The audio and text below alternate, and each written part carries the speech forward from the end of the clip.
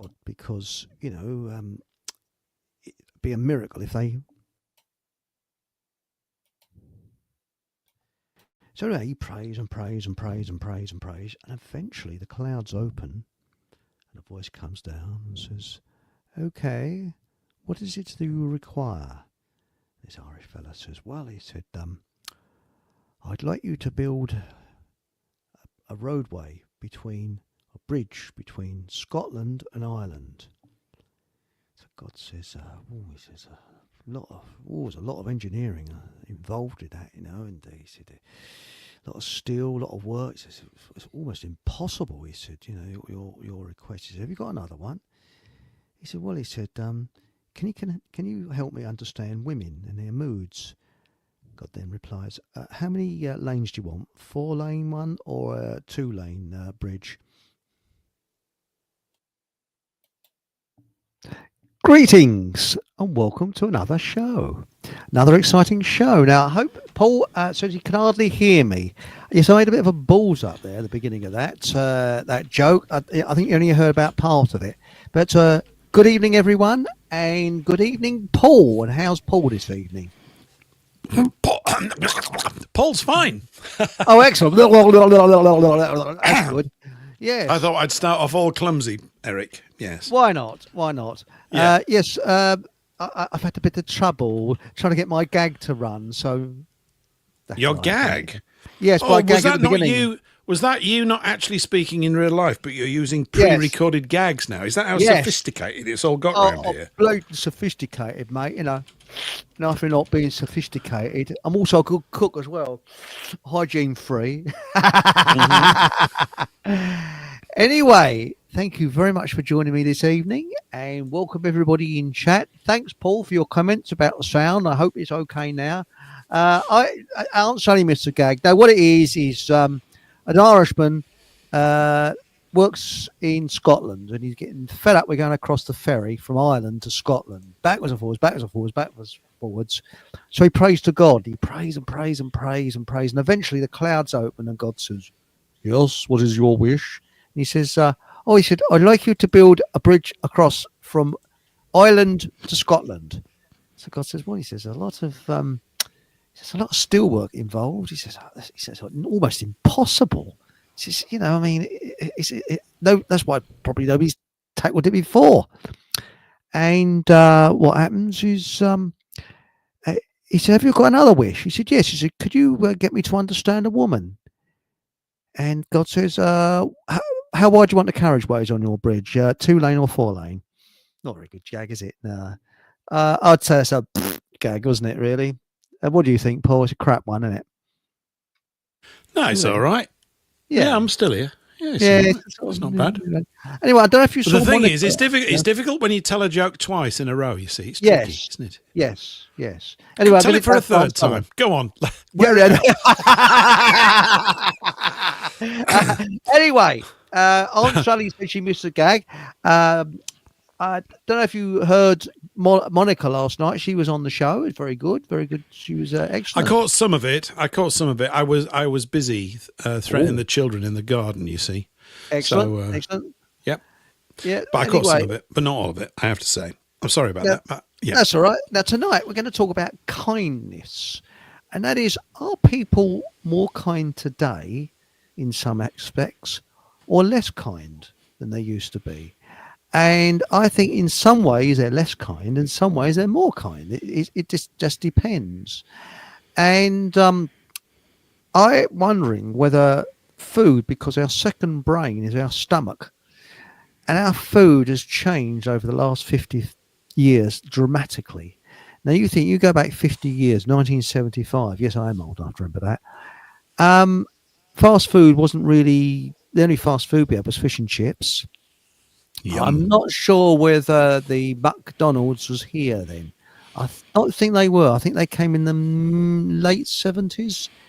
We had a Wimpy Burger Bar about 75 near us locally. Remember Wimpy's? Eggs as well. Do you remember them? Golden eggs? Yeah, and what, Cadbury's golden eggs? How do you eat yours? No. They used to go into a golden egg restaurant. They're all around Hertfordshire. Ooh, they went bust. No, that's a Hertfordshire thing. That's a parochial thing. We didn't have such exotic things up north. We used to dream. We used to dream about going to the Golden Egg, but we couldn't because it was down in bloody Hertfordshire, so we could never get there. No, not familiar with that at all, Eric, I have to say. But anyway, what I was going to say is that our food has changed, and people have become obviously more obese because it's more, there's less protein, and it's all carbohydrates now.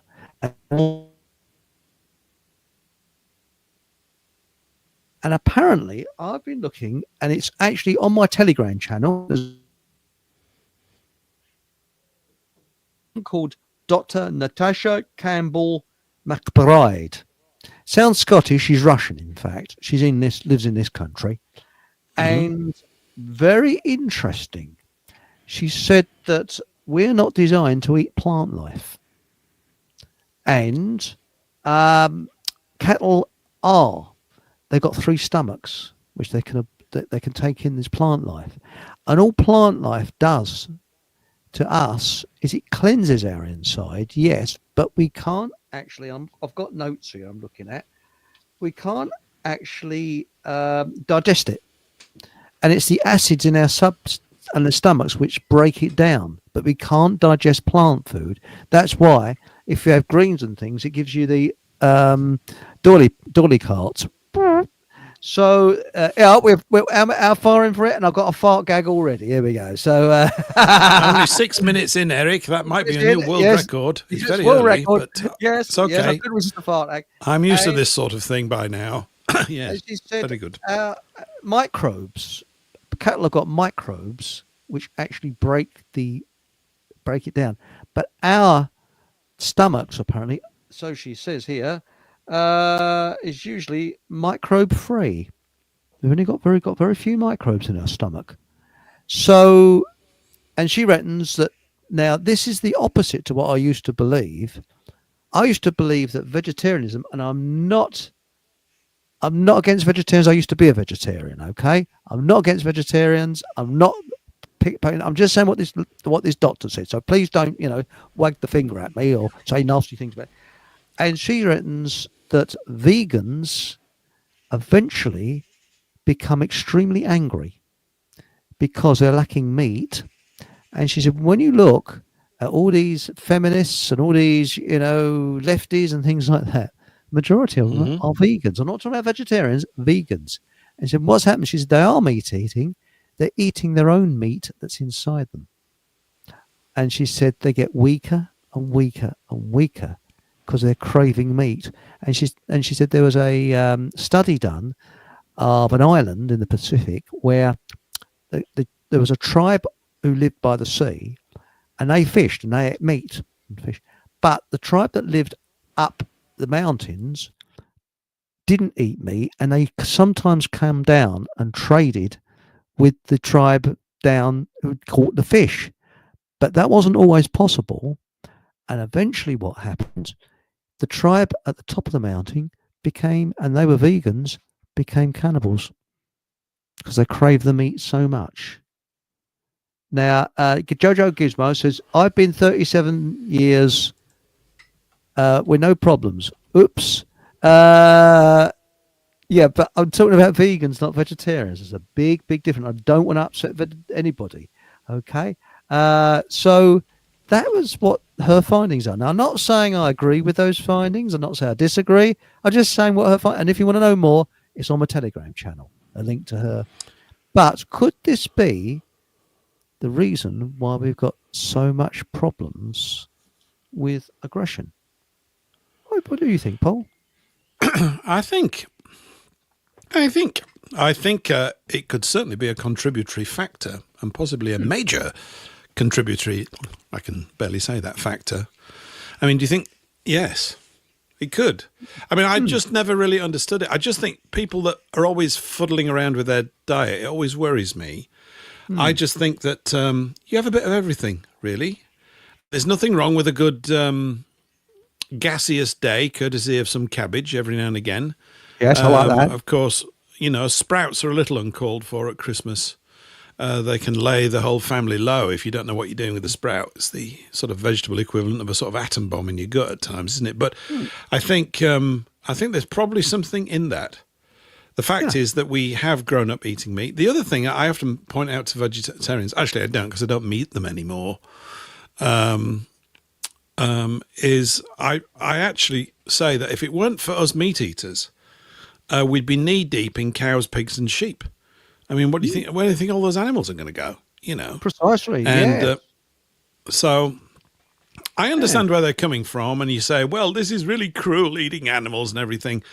Maybe it is, but you know, it was like this when we got here, and the whole system seems to balance out in a particular way, and it's not without what we perceive to be its cruelties.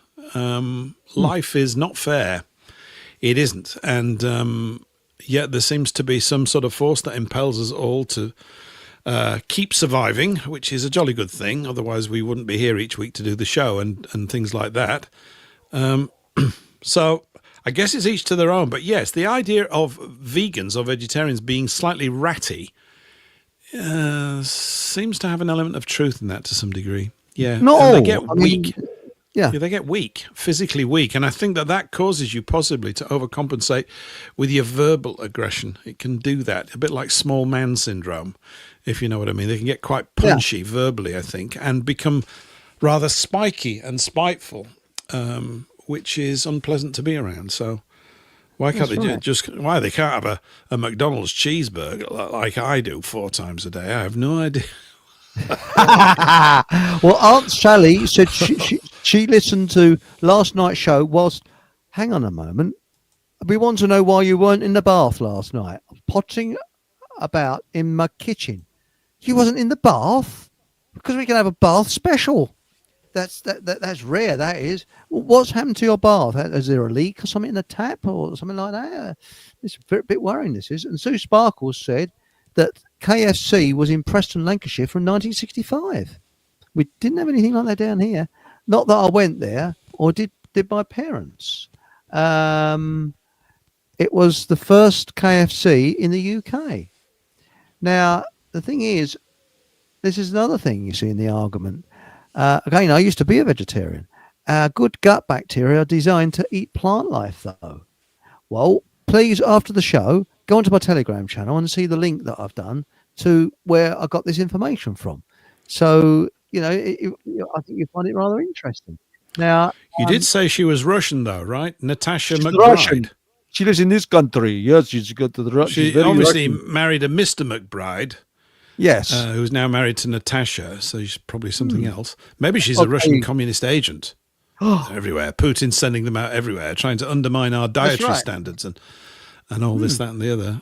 I think I see that Mark Anthony says, I still think a balanced diet of meat and vegetables is the best solution. That's where I'm at. And lashings of tiramisu doesn't go amiss either. And never say no to a pudding when you can say yes. That's what I think is good rule of thumb. That's an interesting. And Barefoot Forager's come up good in here.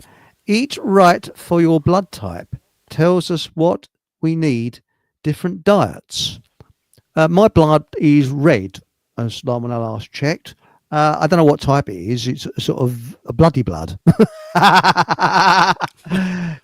Yes, he's quite right there. Yes, it is very red. What's your blood type? Red.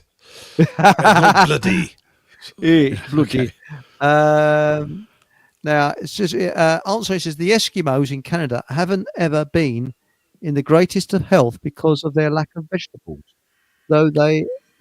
Oh, have they? I'm not sure whether Monica Schaefer would disagree with that because her father knew a lot about Eskimos and had a lot of Eskimo friends. I don't know. I heard someone talking about that recently. I don't know. Now, Barefoot Pillagers thinks, I think the anger and anxiety is definitely from malnutrition from our processed foods. There's another angle. That's another angle to look at it from. That's a good one. I think that's part of it too. Yeah.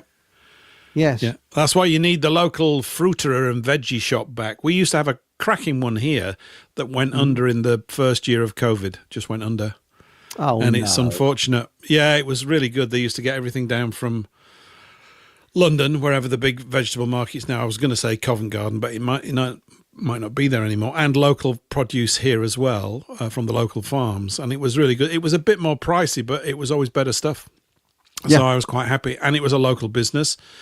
And I wanted to give them my money, and we can't do it now. So it's a matter of getting organised now to get to the farm shops where the prices go up as well. But yeah, I'm even contemplating building a greenhouse, but I've been contemplating this for 10 years because I don't think I've got a green finger in my body, Eric. I've got no idea about it, and I don't seem to be finding any level of interest in it either, which is silly in a way because homegrown tomatoes are just fantastic. Yes. And certain other things, aren't they? And you can tell when you're eating stuff that's just what's the thing? That the nearer it is from the ground to your mouth, in other words, the shorter distance it's had to travel, it's highly likely it's much more nutritious for you. Well, my strawberries have all died this year, so I'm not going to get any strawberries, I'm sad to say. And also, my apple tree has not given any apples, but my plum trees, I've got some nice plums, I've done absolute bountiful, loads and loads of plums. And, hang on a moment, we've now got a Bath update from, where is it now? From Aunt Sally. So this is a news special. She says, I spend hours in the bath in winter. I love it because it's warm and lovely.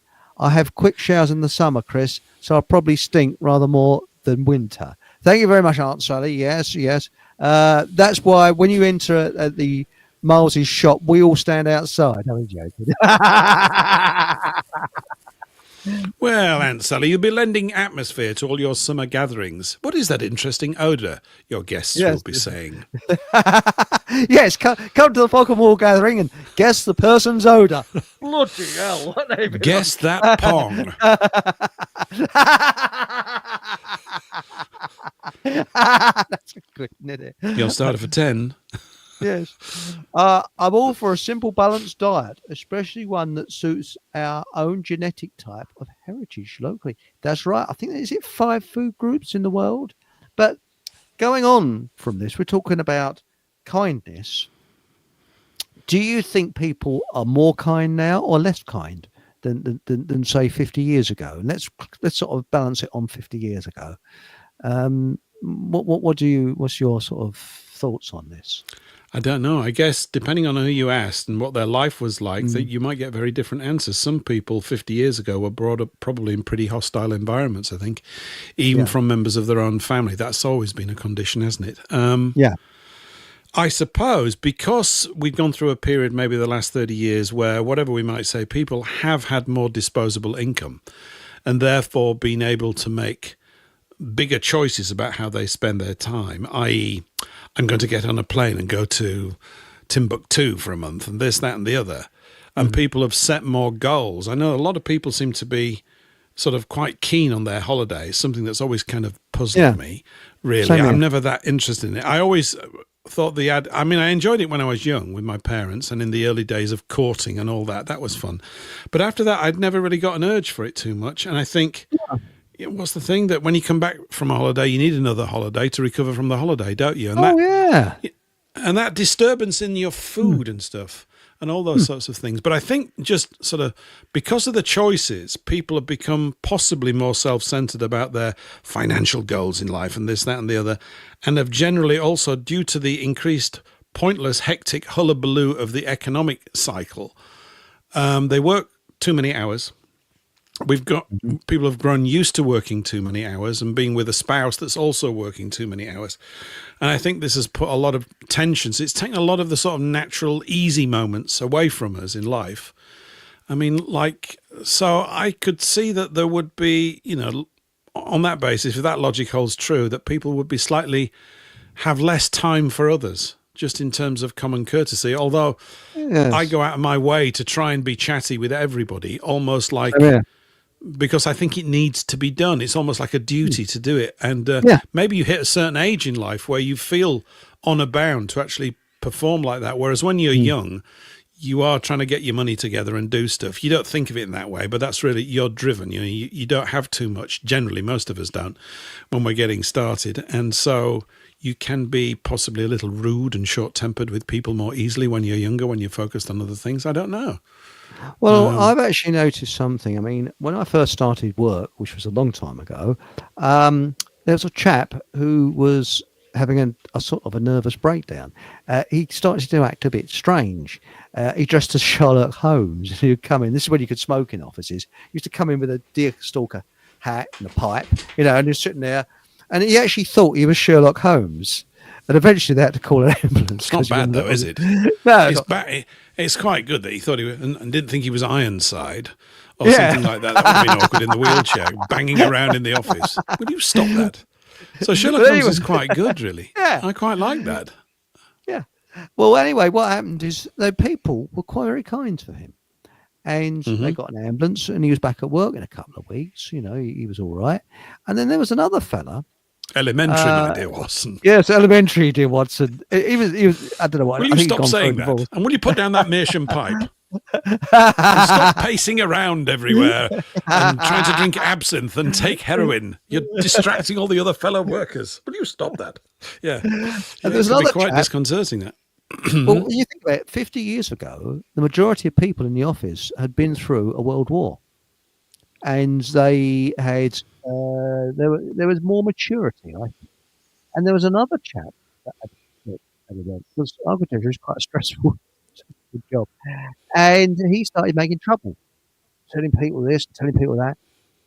But, again, they had to call the ambulance for him. But they were very kind to him. And when he came back, people treated him okay, even though he was bloody awful to us. But we treated him okay because the people mature enough to realise that he'd flipped. But the way they treat illness today, I think is very different, because I saw someone a couple of years ago collapse in Tesco's, and people were stepping over him to get the bargains. And this was at Christmas. And there's who was that fella singing it? It's a most wonderful time of the year. And that was my dad. Yeah, your dad. It was a Christmas time, and there's people stepping over this poor sod who's collapsed. Couldn't give a shit about him. So that is something, because a child can only see what's in front of them. And they just, and the staff had to push the people back and put barriers around this poor sod before they called the ambulance. So yeah, I mean, I get there's a lot going on there. Maybe also an influencing factor in that is that we've become so dictated to by this glut of micro rules in everything that to some degree people are waiting to be instructed to do things, and so feel that there's some kind of an authority in, say, the supermarket that's going to step in, and that you'll get into trouble if you try and help directly, whereas in the past that kind of condition in people's heads didn't exist. People helped out. I think also the other thing, having not lived through a war, but I don't think you need to make this observation, you would see that the nation would have a sense of connectivity with one another because they had this shared experience, whether they were in the military or whether they were on the home front. They'd been through an ordeal together, which, was universal to the vast majority of people that lived here. Of course, some people probably escaped it totally on some island somewhere, or right. People in Totnes or whatever. I don't know, but I think that would all bind in. These sort of huge cultural waves can't be detected when you're in them. We're in one right now, but we'll only be able to look back on it maybe in 20 years' time and go, oh, look, we were actually quite good at that back then, but we didn't notice it. But we were terrible at that back then, and we didn't notice that either. So yeah, I mean, you'd spend all your time really looking at fluffing your navel, wouldn't you? Navel gazing to try and work everything out. You'd never be able to breathe in the here and now. But I think it tends to go that way. I see all sorts of acts of kindness from people, but it tends to be from older people. But I don't think that means the older generation are necessarily kinder. I just think it comes at that stage of life, maybe when you've paid your mortgage off or whatever, if you have, and I know less people have these days, and you've got certain sorts of the foundations in your life working okay, or at least acceptably. Of course, it's rich saying that under these circumstances where we're basically being harried for more money at every turn. But generally, I think people do behave a slightly easier way with one another when they personally have got a good foundation in their life. So it's tricky. I guess there's a lot of conditions at play there. DJB2 said office-based work these days is like walking on eggshells all day due to the woke HR nonsense. Yes, and I think the nanny state has made people a little bit more irresponsible. I mean, I had a situation where, where I live, you own the road outside of your house up to the curb opposite, and there was a piece of litter fluttering around, and it was on my neighbour's road. And I said, "Oh dear, look, because the binman had just left." I said, "They've left the litter there," and my neighbour said, "Yeah, someone will pick it up."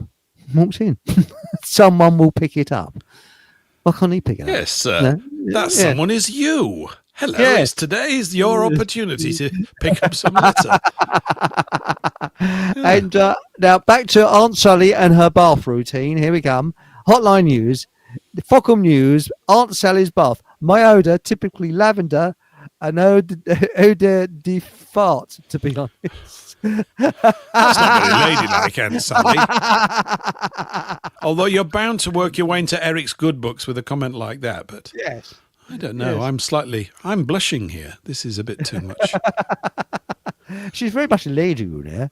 And by the way, she hasn't got a title in Fockham, has she? So Aunt Sally, what title do you want? Her ladyship? Cultural attaché? Oh, no, I think it would have to be. I think, Eric, it would have to be keeper of the bath, wouldn't it? Yes. But the bath it's not the bath attendant. The bath. No, doesn't the Queen or the King have the keeper of the bath? I'm serious. They do. They do. I and need they also a have bath. the keeper of the stall because it wipes his bum for him, didn't he? King Henry. Well, Eric, I'm so glad you actually brought that in. That's a surprise that you would go in that direction with the conversation. What a shock it is to my ears to hear you say such a thing. Well, I never. Yes, they do have that. They do. Well done. Yeah. Yes, and does Charles III? Does he have one or two? We don't know. He probably has three if he's a turd. If he's the third, I don't know. Barefoot Forager says more disposable income to stop spending on food and divert to spending on housing. Yes. Hereditous Get Hooked is angry, young and bored. Yes, that's possible. And this is a good one. 1,000 virtual friends and no one who would feed your cat or help you move. Good point. Yes. Programmed and hive That's mind social networking, I guess. Or I was thinking we ought to rename it as scrotal networking because it's a pain in the rollocks, isn't it? Really? Yeah. It's all got completely out of hand. But yeah, I mean the virtual friends situation is, oh dear, it's not good. What it's doing as well is it's actually. There's not this sort of variety in scathing sarcasm all over everybody sort of talks the same, or they all write the same, don't they? A bit too much. Yeah. So that's why you've got to get out to the pub and abuse each other in your local dialect. It's very important to do that, I think. And have you heard what the Australians do? And it's caught on here now, raising the last syllable as if you are asking a question. Good morning. How are you today? I went down the road and everything's all raised at the last. It drives you up the bladen wall. I went to the office. You think you're going to ask a blatant question? No, you're not asking a question. You just, what is it? And luckily it's eased off a little bit. Is this now what's known as estuary English? Is that what it is? Yes, estuary English. Something like that. Essex. Yeah. Yes, and oh dear, oh Lord. But Aunt Sally's version of a bubble bath. Yes, I think we can use our imagination on that one. But Paul has said, couldn't Aunt Sally be the Fockham bath specialist? But you said, was it the bath? It's keeper of the bath, I think. Keeper of the bath. Isn't it keeper of the bath? Yes, I think it is. Maybe yes. not.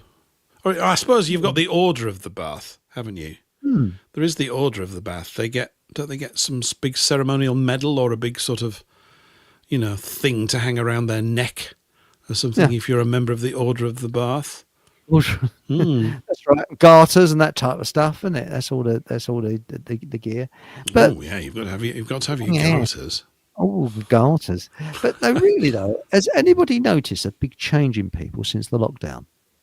I've noticed a huge change. more short-temperedness, um, more erratic driving. Have you noticed that at all? Sort of people driving a bit erratic on the road. Oh, I thought you said erotic driving then. Um, Interesting. Wait, no, erotic driving. Oh, yeah. I you did just, that a bit too yeah, easily, actually, Eric. yes. I'm beginning to get a bit Oh, worried. The oh, got I don't overdrive know. on. I think it's coming back. I think people were still sort of the vast majority of people got so subdued, didn't they? Hmm. And I don't know, but I went out of my way to be sort of over the top buoyant in day to day. So I'd be slightly louder and more cheerier, almost like as a theatrical act when I was at the checkout in the supermarket. Hello! Like sort of, really put it on a bit. Yeah, just to point out, to send out a message to everybody, wake up, but of course they were living in fear, weren't they? Oh, Difficult. Joe Gizmo said I couldn't. I put my Rottweiler on a vegan diet. So far, he's eaten 3 of the buggers.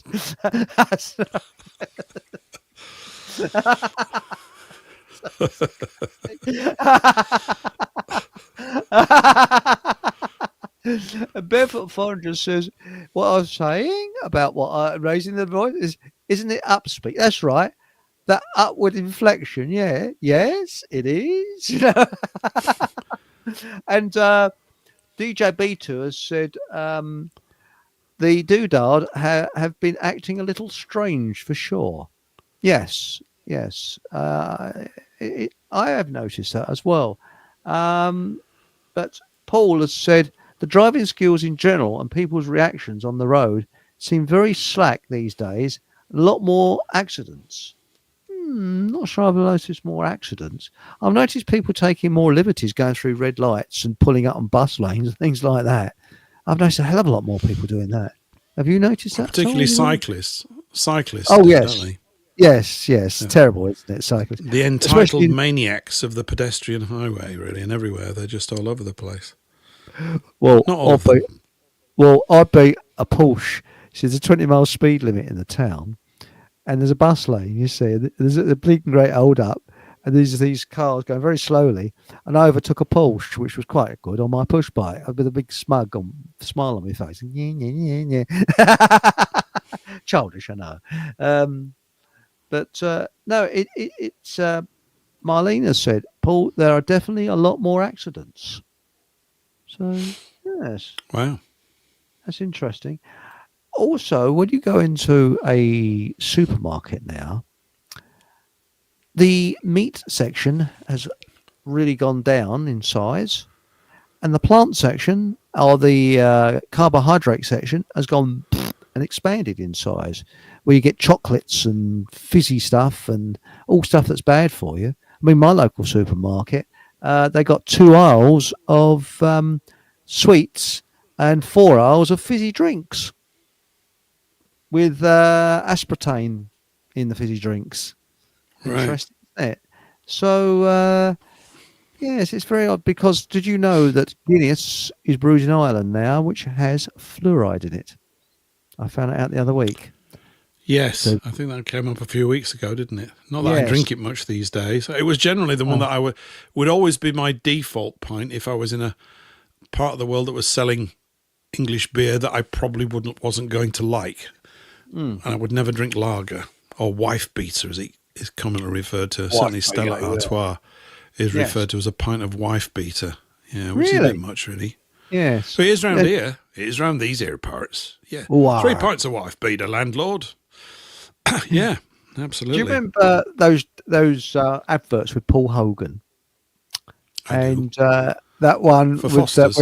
Foster's, when he's at a ballet and he's looking and he's get a bit of the old getting the old Foster's lager here, just get a bit of pommy culture. He looks down and there's a bloke prancing across the stage with very tight tights on and some vegetables tucked down the front of him. Just truth, there's a guy down there without strides. Do you remember that one?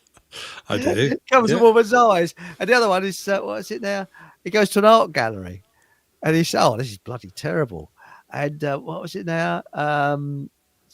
It sounds as like, what is it? A bloke says something, it sounds rude, and it wasn't. Anybody remember that Foster's advert where he says something about ask Bacon or something, and it's no, something like that. It's Francis Bacon, and he says it in a way where it sounds this is a complete arsehole of a drawing. I can't remember it fully, but yes. Now, Barefoot Foreigner says, I worry about mass formation. Yes, with Matthias Desmet. Yes, I think there's a lot of low-level anger and fear from the normies at the moment. Now, going swiftly onto that. Yes, I think that there probably is, actually. Yes. I mean, I don't spend any time with anybody that is jabbed. I mean, I must have, obviously, intermittently, just passing them around, passing by them in the public square or whatever. And maybe we're all now infected because of, what was that thing? That word. Protein yes. spiking. Shedding. Yes. Shedding. Shedding. Yeah. Yes. Even though I've got quite a nice shed. Yes. But I think, there may be some effects from that as well. So you're right. But, as I said last night, Epping, now, if someone would have told me that there's going to be a hell of a hoo-ha at Epping, that was one of the last places on earth I would have thought it was, because it's the Essex version of Stockbroker Belt. I mean, it's a bit hoity-toity round there, it's sort of the old blue rinse and conservative and, sort of, where's my chin, mummy? Yeah, we've never had one, dear, and very posh detached houses with nice cars. You would never have dreamt that Essex would have had any disruption in it at all. And when I first heard it, I thought, what, Epping problems? It's not that sort of place. It's very weird, very weird. I think it's got there's a lot of hallmarks about. Not that I've studied it too long, but you just leave it for a few days and think about it. There's a lot of hallmarks of a kind of setup with that thing. I'm not saying it's not genuine; it is genuine, but also the fact that the police ship in paid for agitators in the anti-fascist side of things and protect them. The whole thing is just like a socially engineered riot. These things don't feel right. They still don't feel right at all. There's something odd, and there's some very strange people floating around. A lot of our own people will do anything for money, it seems. They do anything for it. Even betray their own people and happily work for forces that are destroying the country, this kind of thing. So it's that's the main concern, and maybe because it's a main concern, they want to promote that even further. They want to let you know that loads of people that you think are in your ranks, they're actually all turncoats, to undermine inner morale of this side of the thing. I mean, I can't take any of these purple-haired, green-haired bints and stuff, and these sort of podgy guys with little pipe. I can't take them seriously. I don't think they're genuine either. There's something wholly bogus and artificial about the feel of it. There's no genuine spirit with them. It's just silly. Everything they're saying is silly. It's very childish sort of response. But then that's what we've got to expect. In other words, it's got to go to emotionalism, doesn't it? As quickly as possible. Well, that's and right. Immediately calling people racist and extreme right wing. Well, it's not strong enough for me. You're going to have to call me something a lot more than that. And your point is what? Exactly. I don't understand. I mean, there's no one's on the extreme right because everything's moved to the left for the last 50 years. Oh, it is. It is, but Aunt Sally's came up with a good one here. Epping has had its fair share of new builds too, though, Chris. I'm not unaware of that. And a lot of the takers were white flight from London. So that's interesting. All right. Because, you go to Epping, it is hoity-toity. But the thing that got me is that what is the point of lobbing sort of bricks? Well, they weren't lobbing bricks. What I saw is someone knocked a wing mirror off a police van. Another bloke jumped on the roof and was jumping up and down on the bleeding roof. It all looked very stage set to me. It didn't look, very natural. But surely, if they use their brains, the logical thing to do is to be nice to the police and not say go away. No, stop them from going away, and then say, right, come out of your vehicles, take your helmets off. Now, look, we're ordinary folk here. We're trying, we look what's happened, and you're being treasonous to us. You're going against us. We need your name and address, please. because in the future you'll have your day in court and you can go. Mm-hmm. Now, wouldn't that be nice? Have a think about it and just be really nice. And next time there's some rumpus, you say, "Oh, hello, Bert. Hello, Harry," and you mention these people by their first names. How can they be nasty to you? It's a bit difficult, isn't it? Using psychology, just a little thought there. I guess, though, Eric, that's based on the idea, and I like what I think you're basing that on, because I want to feel that way too, that there's still some vestiges of decency left within many of these people that occupy these service roles in agencies like the police. And I suspect, unfortunately, that the kind of Marxist indoctrination training they've been on the receiving end for the last 20 years as they've shifted the culture of the police away from the, I know these are cliches, but the friendly Bobby on the beat to this overly semi-militarized uniform that they wear. They just look a joke. Yeah. No one respects anybody that's going around dressing like that. You immediately think they're puffing themselves up. And so the actual substance of them as people and the perceived authority of them has diminished considerably. And this is all by design. It has to be by design. I mean, the thing is that all of these arguments that come back are always, oh, well, we couldn't cope with this or we couldn't cope with that. No, but you can cope with cocking it up. They're very good at organising the mess. It's just as easy to make a thing work as it is to organise a thing not working. So their organisational abilities are tremendous. It's just that they're organised against the interests of the people of this nation. And people are catching on. They're going past the words that they say and beginning to see what's taking place right in front of them with their own eyes. And this is part of the process that we're going through. Definitely the tone of what's happened over the last couple of months. Obviously with the backdrop of all the things that are going on in Israel with that kind of violence every day, there's some, it's not coincidental. It's all, you sense a quickening of the attack in every area. I do anyway. I think it's, it's everywhere we look. But back to the, this idea of kindness, I think people can be the two extremes. They can be extremely kind and extremely evil. That is the sort of flip side. And I think the government get the worst out of people, not the best out of people. It's turning people, because all these laws and rules and regulations, things like that, it's getting people down. There's too many rules and regulations and things. You can't park your car here, you can't park your car there, you can't do this, can't do that. It's just becoming a minefield. And everything is becoming, well, we've always been bureaucratic, but we're over bureaucratic now. If you're going to move anything like that, the amount of paperwork is unbelievable. And Aunt Sally said something that's rather interesting. In 2000, I left London and looked at Epping and Loughton for a house. Ended up in Loughton because it was nearer for my husband's work. Houses were cheaper than London. Yes, Loughton was cheaper. And I ended up in Chesham because it was a lot cheaper. But that's interesting. And Paul said, as I mentioned yesterday, it stated on day 210 of the year, a vital Freemason stroke Jesuit order day, both equal 201. Sorry. The hotel thing appears staged in the hope for civil unrest and then bring in martial law. Yes. And the strange thing is, I agree with that. That's what it feels like. That it's all just gone to they've gone up a gear, and it's always allowed. It's allowed and controlled in a particular way. And of course, we're getting certain sorts of news reports coming through. Although I think there are some citizen journalists on the ground, with their YouTube channels, and there's some interesting comments there.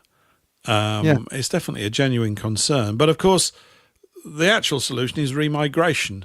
They won't go to that word yet, but it's on everybody's lips now. It's a very good word. It's a very good word. It's building. And it can be done in a very peaceful and logical way. And let's face it, make it financially a good deal. And I'm sure a lot of people think, I'm going to take that up. That's it's a very good deal, and it's a win-win situation for everybody. The way I see it. Now it says here, why are they? And this is Barefoot 400. Why are they shipping in fighting age men from abroad? I think I can answer that one. because they know they can't rely on our police when things kick off. Yes, I've noticed a lot more. Last night, somebody in chat on last night's show said that they noticed a lot more people in security roles. And I've noticed something weird.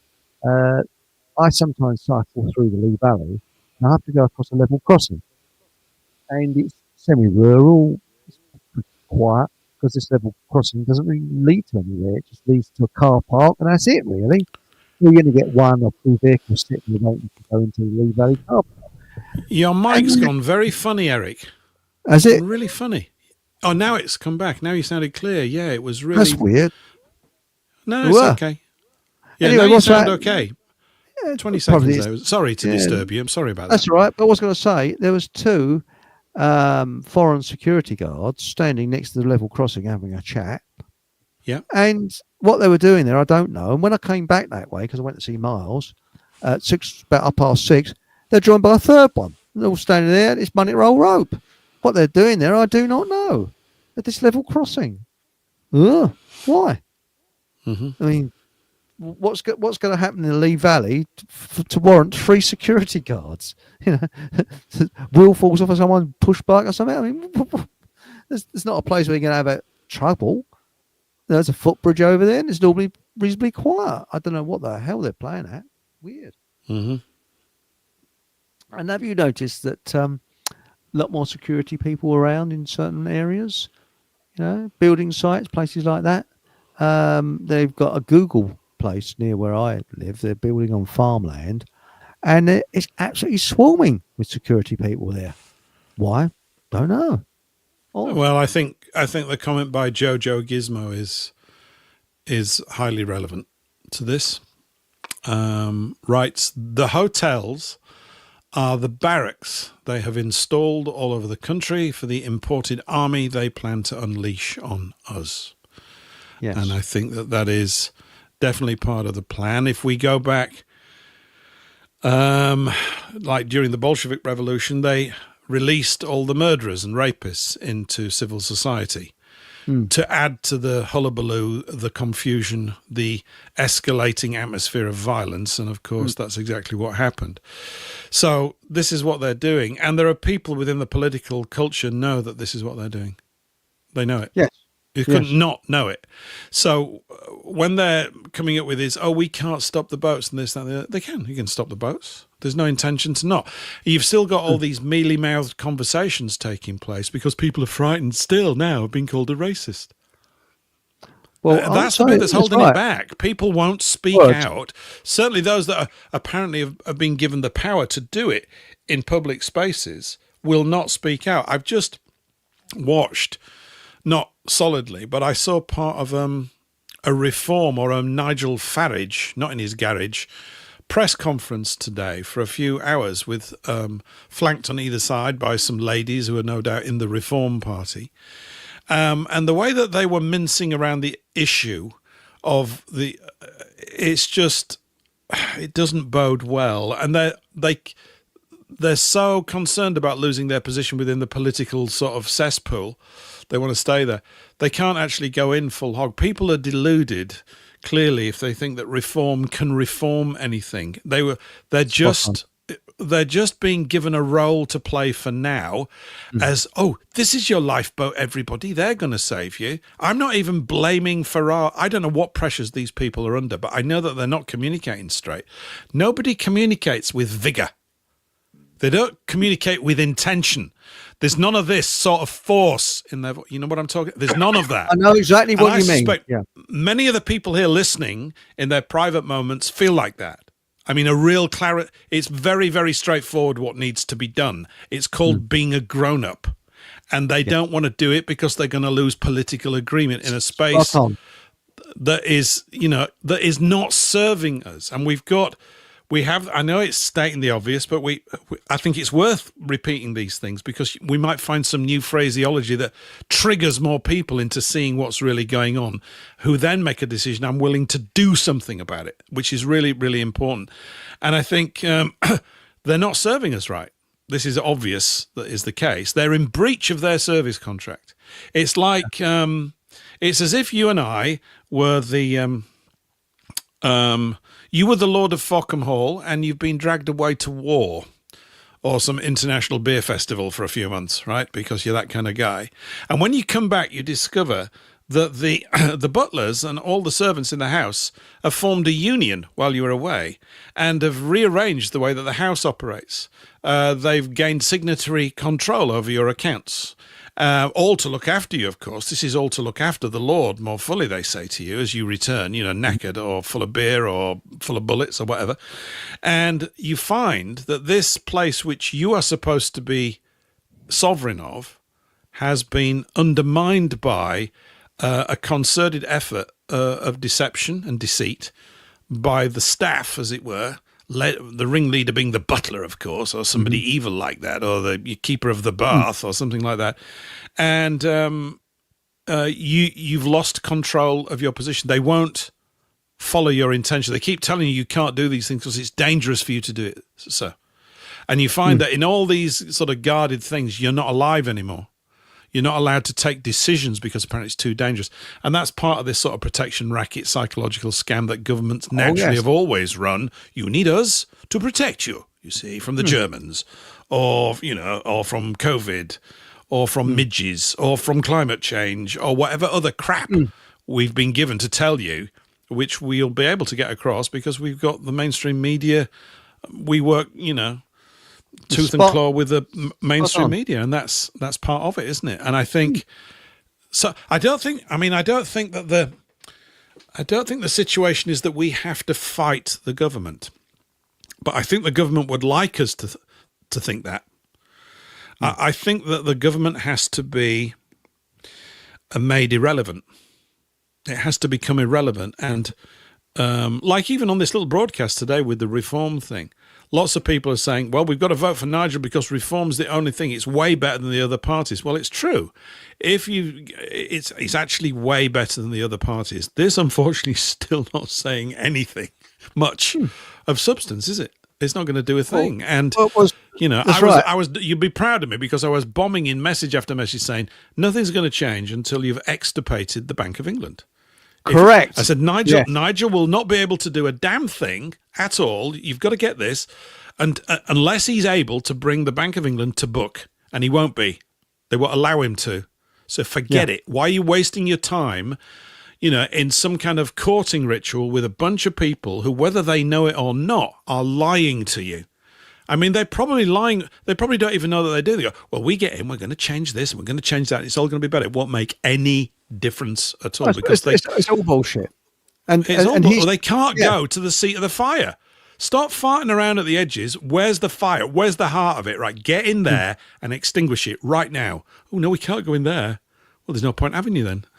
That's what we need. That's what's required. We've got to put it out. It's spot on. And they're not. It's the elephant in the room that everybody's ignoring. They got to screw. They've got to get back at the banks, and that's the fact of the matter. The banks, but they're draining the capital with this usury scam, draining our money, and that's it. I mean, we are paying. You imagine someone says, "Right, I'd like 90% of your money, please." And they say, "What's that? Taxes." Yeah, what am I going to get for it? Oh, nothing, because I've got to pay it to this fella over here who's exceptionally rich, got so much money, and he's working out how to genocide you. What? It doesn't make any sense whatsoever. But also, I found that the people now, because of all this nanny state, are more immature. For example, when we were kids in the playground, you used to shout, "Sissy, sissy," and names like that to bring a kid down, because you could only see what was just in front of you because you're a child, and a child mind chants things and all that sort of stuff. That is childlike. Have you noticed now we're getting, you're extremist, you're this, you're a fascist, you're extreme right, you're this, that. That's the same as what children do in the playground. They won't say, "Oh, listen to what you got to say, but I might disagree with you, but I want to hear what you got to say." You might be talking a load of crap, but I want to hear it, because everybody's got the right to be heard, whatever they say, even if it is a load of crap. Let me decide that, not the government. That's what angers me. But by the way, back to my apple trees very quickly. Patrick said, "Eric, when you get apples on your tree, pick a third of them. I didn't get any this year. When they are the size of a coin, you will be sure to get apples every year if you do that. Bless you, Patrick. Thank you. Thanks a million, mate. Much appreciated. That's very kind. And DJ B2 says, I watched Resistance GB for a citizen journalist view of the protests. Don't know that one. Is that a YouTube? Is that a YouTube channel? DJ B2? Don't know. What is that? What is Resistance GB? Where is, which platform does Resistance GB sit on? X? YouTube? I don't know. Yes. But now, problem is our government have zero intention of sending immigrants back. Re-migration. It is a right-wing coup, in my honest opinion. Cope. I understand what she said. Yeah, sorry, coup. There's not coup. Sorry, but I accept all that. But we need something. You've got to have You've got to have something to occupy your mind with. Otherwise, what you're going to do is you're going to become ever more demoralized. I think if you see some of the caliber of the younger people in Europe that have come up with this remigration thing, that is encouraging. I think it is. But I think there are even probably more effective ways. I mean, in the sense that I guess instinctively we are drawn to thinking, well, if we can attack it at the top and change it at the top, we can change things. I don't think you can. I mean, where does the problem lie? It lies, if you say, where is this problem? Where is it in its sort of initial source? It's in the thinking, or what passes for thinking, that takes place in the heads of huge numbers of people. It's not thinking that they've ever considered. And I'm talking initially, say, about the political class. Yes. They don't think well. They're not unintelligent.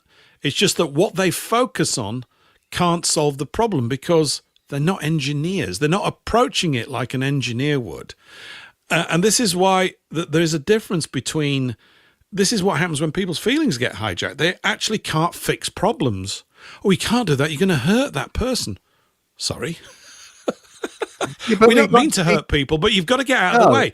Because if you don't get out of the way, you see, we're all going down. Oh, no, but we can't do that. Well, and so what's happening is that the weak amongst us are holding the strong back. Will actually, because they outnumber those that are clear-minded, they end up holding back the solution. It's a terrible thing. You ever seen that film Alien? This is a bit of a thin analogy. Have you ever seen the film Alien from 1979? Yes. Monster bursts out of people's chests. It's rather unpleasant and horrid. And really, there's a scene in it which I always thought kind of typifies some kind of situation that we're in. Yaphet Kotto, who plays the black engineer on the thing, is a few of them are being killed by this stage, and he's tidying up. They're trying to get some flamethrower or some bits and bobs, and there's a woman working with him.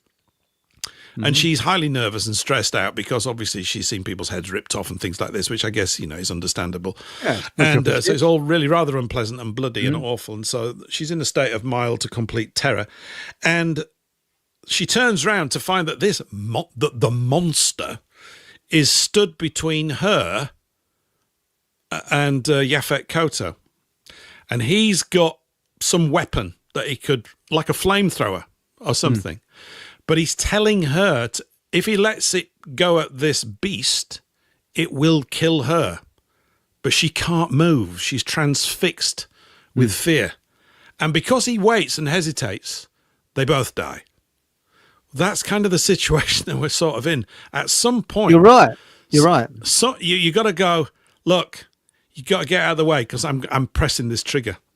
3, 2, 1, and it's just going to have to go. And that's why it's a mess. That's why it's horrible. That's why it's not going to conform to Hollywood movies. It won't be like that. The cavalry will not turn up. It's going to be a bloody mess. Literally, it'll be completely out of order.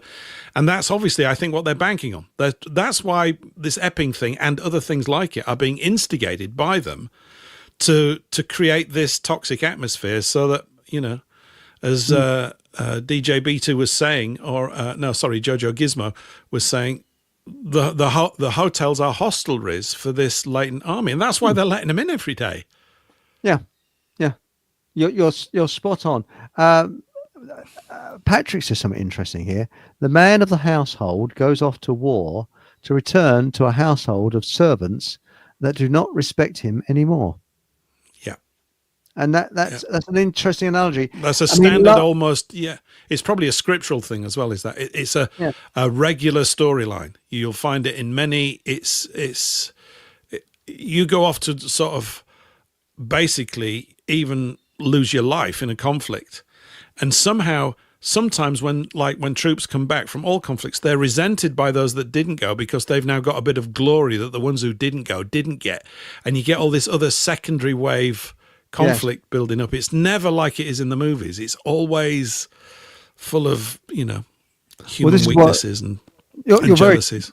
very, very, very right, very true there. I mean, last night I said at the beginning, imagine if yourself and a few other sort of us, we managed to get into a time capsule.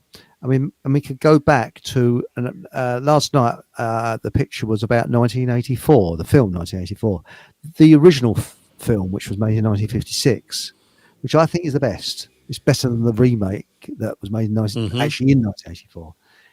And we could then show the people who have seen that film in the cinema what the future will hold for them. I think the majority of them would be in shock, and many of them would commit suicide. I really do. They were, what? Because it's just far worse. Now, the caption, what I put as a picture for this week's show, is from The Hunchback of Notre Dame with Charles Lawton and Maureen O'Hare. Now, that scene... O'Hara, so and her as well. That's it's her right. sister, isn't it? O'Hare, sorry, O'Hara. I'm terribly Who was sorry. I think that was her first movie role. And Yes. she is so She was 19. astonishingly beautiful in it, even in black and white. Yeah. I think she's only about 18 or 19 when she did that movie. She was gorgeous. Absolutely Wasn't she? stunning. Well, it's just got against the backdrop, but she's just sort of ridiculously beautiful. Yes, she is. And Charles Lawton, I mean, that is acting. He's acting in that, I have to say, was brilliant. And, that was on television when I was a kid. And I cried when I saw that. Oh, I scene. did. No, I did. I cried at King Kong. Was it King Kong or Mighty? yeah. Anything that had a big monster in it where you were supposed to feel sorry for it. When I was 7, I was useless. I was terrible. I felt sorry for King Kong because he fell in love with a girl. And did you know, I saw the film of how they made the film, and you see his hair at the back of his neck going up, and the technicians did that with stop frame animation. It's quite clever the way they did it. But going back to the Hunchback of Notre Dame, or what's covered in fire goes up and down. The Hunchback of Notre Dame, sorry. And Charles Lawton, he was the way he acted that part, where she gave him some water. Now that was showing kindness, but the people that were against him had child minds. They did not understand. They did not understand his deformities because they were ignorant to their deformities. And I think this is what we got a lot of today. Child minds, the people, the seniors in councils. The council workers are generally okay. The ordinary people we meet on our level, but I'm talking about the ones who earn a salary that looks like someone's phone number. They're the ones that have child minds. Councillors, you go into a council meeting, they're acting like children. Address the chair, we do this. I feel bloody embarrassed. Don't you feel embarrassed? It's childish. But you see, this is the big problem, and there's a culture of wetness. Yeah, it's the culture of wetness, drippiness, and it's also there's a kind of, it reeks of sort of institutionalized hypocrisy. Everybody's trying to prove just how much more tender-hearted they are than everybody else, but in substance, they're not. It's the veneer of it. It's the surface display of these things. Everybody's trying to pick everybody else up. They're trying to find somebody who they think might be hurting somebody else's feelings so they can point it out to everybody else, as if this is some great thing. It's weird. But of course, it's probably brought about by all the social engineering, psychological processing centers that have studied us, how to disrupt organizations, how to create feeble people in organizations over a 5 to 15 year period, how to, for example, and what's the best example of that? You'd have to say the BBC really typifies this. I mean, it's just it's a repellent revolting organisation in which the people that work there would not be able to understand one word of what I've just said. They would say, you're a toxic hater and all this kind of stuff. They're never, ever now going to get it. They can't get it. That's right. They can't hear feedback. They can't take criticism. They don't think that anybody that gives them criticism could possibly be intelligent enough to give it to them. So they don't listen. So, I mean, and it's called a complete breakdown of communication, literally, and it's not good. It's because it's violent. You see, I think there's a difference between violence and aggression. Aggression is when you're driving for something. It's not as I know it's typified by sort of, beasts leaping out and eating one another, and that's definitely an aspect to it. But violence is when you destroy a thing. That's what violence is simply destructive. Aggression can be creative. Out of a confrontational situation, you can create something good. But the violent person is seeking to destroy the situation completely so that there's no possibility of anything good coming out of it. And that's what I tend to think that the left, whether it knows it or not, does. We're just going to use these labels for now, but that's what it tends to do. It destroys things. In the process of it, they would be, for me, such unpleasant companions on the journey. And, if you're asked, sometimes I'm asked, what's the definition of life? I would say, layman's terms, good companions. That's my as in 2 words, good companions on the journey. Because you might be going through some shitty times on the road, but if you've got people that you are bound in with and that you're strong with, you can get through a lot. You can get through tons. But if you're in a good situation with people who are hideous, you go, no, you have to get away. It's all to do with the caliber of those that you're around. And I think, I just think that the whole of that other side as well, it only exists because it's supported by the grant culture. There's a limitless supply of funds and money for this great noble cause of creating equality in the world. And none of them even examine the fact that it's completely unachievable. And even if and the closer you get to it, the more hell arise in your space. You can't have it. It's just an unattainable nonsense.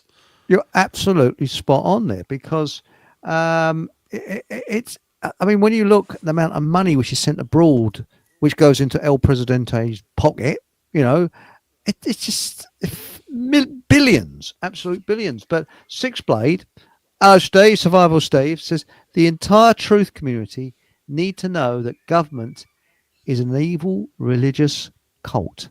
It is. Well, I call it the mafia because I actually think the mafia are probably better than government because at least they give a little bit back to the community. The government doesn't give anything back, really, do they? So I think that was your one. Didn't you say that once? Or somebody? Or was it Patrick? I can't remember. And the government is the enemy of the people. Yes, that's right. Barefoot Forager, on a completely different subject, says, now, have you told Nigel Farage this, Barefoot Forager? Started making scrap apple cider vinegar already. Apples plus water plus sugar. In 2 weeks, you've got cider. Take out apples. 2 more weeks, you've got vinegar. Keep accidentally drinking cider. Oh, very accidentally, nice. We'll believe you. Accidentally drinking it. And Resistance GB is a YouTube channel. That's from. All right, super. Right, thank you. That's good. We'll look them up. That's right. Now, spot on what you were saying, DJ Beto. The bankers own the government. Yes, they do. And it's very cheap to buy off an MP. Yes, it is. How much? How much does it cost these days? God knows. But 50 quid? Bit more than that? 60 quid. Probably could. 60 quid, yeah. But, buy them off. Easy peasy, I've got 60 quid. I'll take it. It's cheap for central bankers to buy MPs. Yes. Well, look at Blair. Leaves office and gets a job in the bank, and he does sod all. There's nothing. He gets paid for it. Nice little learner, isn't it? And I had a thing today with the migrant thing. An interview with a guy who'd got a job managing one of these centres somewhere up in Manchester was saying that about a fifth of them that come over have no intention of claiming asylum. They basically come over for an all-inclusive, paid-for holiday in England for a year or so. Yeah. And they don't even bother filling out the asylum application papers. And they say, "Are you going to?" No, I don't want to stay. We just, it's a paid for free tour of England. I get to see a few things, meet my mates and everything. And then when they go back, they get paid £3,000 to go back. Lovely, isn't it? Now, Nice it's burner. not right to say that we are the mugs that are paying for it. I know they are going to plunder everybody's tax payments to do it. But what we've got to sign off here is an abusive so-called government. It's just, I think the problem is that we are in this bogus contract with the government. That's got to be broken. It's an assumed contract. You know, all this thing about Admiralty law courts and the Universal Commercial Code. These are all private arrangements that have masqueraded as the real law for so long that people, including me, for most of our lives, have believed that it must be the law. And of course, most of those agencies that work for the enforcement of these laws, the individuals in it, they believe that too. That's where the problem lies, is in these, you know, aberrated belief systems nestling in the heads of so many actually bright people. They're not unintelligent, but they've got the wrong blueprint in their head. They're building the wrong system. They're just building it, and they don't even know that they're building it. They're actually inadvertently working for their own blah, blah, blah, blah, blah, blah, blah, blah, blah, you know. So there is a way out of it, though. There's a way out of it. I'm going to talk about it in a minute, Azu. I think there's a way out of it. Well, please do, because Survival Steve's coming with a good one. The problems in the world will only get worse, just like all wars in history. We need to stop deluding ourselves into thinking a political solution or new leadership will arise to save us. Now, that's interesting. And Nathan has said, hello, back Nathan. In a second. Okay. In the sequel, Aliens, when comparing aliens to humans, they very aptly point out that at least the aliens don't F each other over for a percentage. There's a good point there. Oh, by the way, hi, by the way. Hello, Nathan. And now we got here, Survival Steve says, the government are at war against the people. All wars are engineered for this very purpose. We need to read history, stop being crybabies, and grow a pair of balls before it's too late. Now, Survival Steve, yes, I don't know if, Steve, did you hear Eli? Because Eli was on Paul English's show the other night, and he's a Vietnam vet. And what he said was very interesting about Vietnam, a way people were screwed over by Vietnam because it wasn't meant to be won. Very interesting. But now, what we got here, we've got quite a few more. Now, I want to talk about Quasimodo. Jojo Gizmo says, I always felt sorry for Quasimodo. He was so ugly, he had to spend his whole life in the tower pulling his bell end.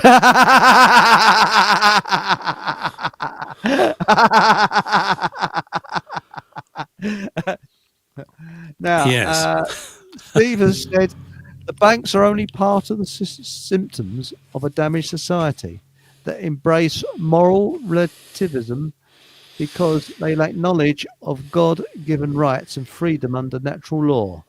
Freedom. Yes, you've got a point there. So, can I run a few sentences past you, Eric? Right. I want to tell you about so I've got a guest lined up, possibly not for this Thursday. I'm thinking maybe a week on Thursday. Yeah. And this is only based on one phone call I had with her on... Yes. Oh, yes. What day are we now? Monday. Yeah, back end of last week it was.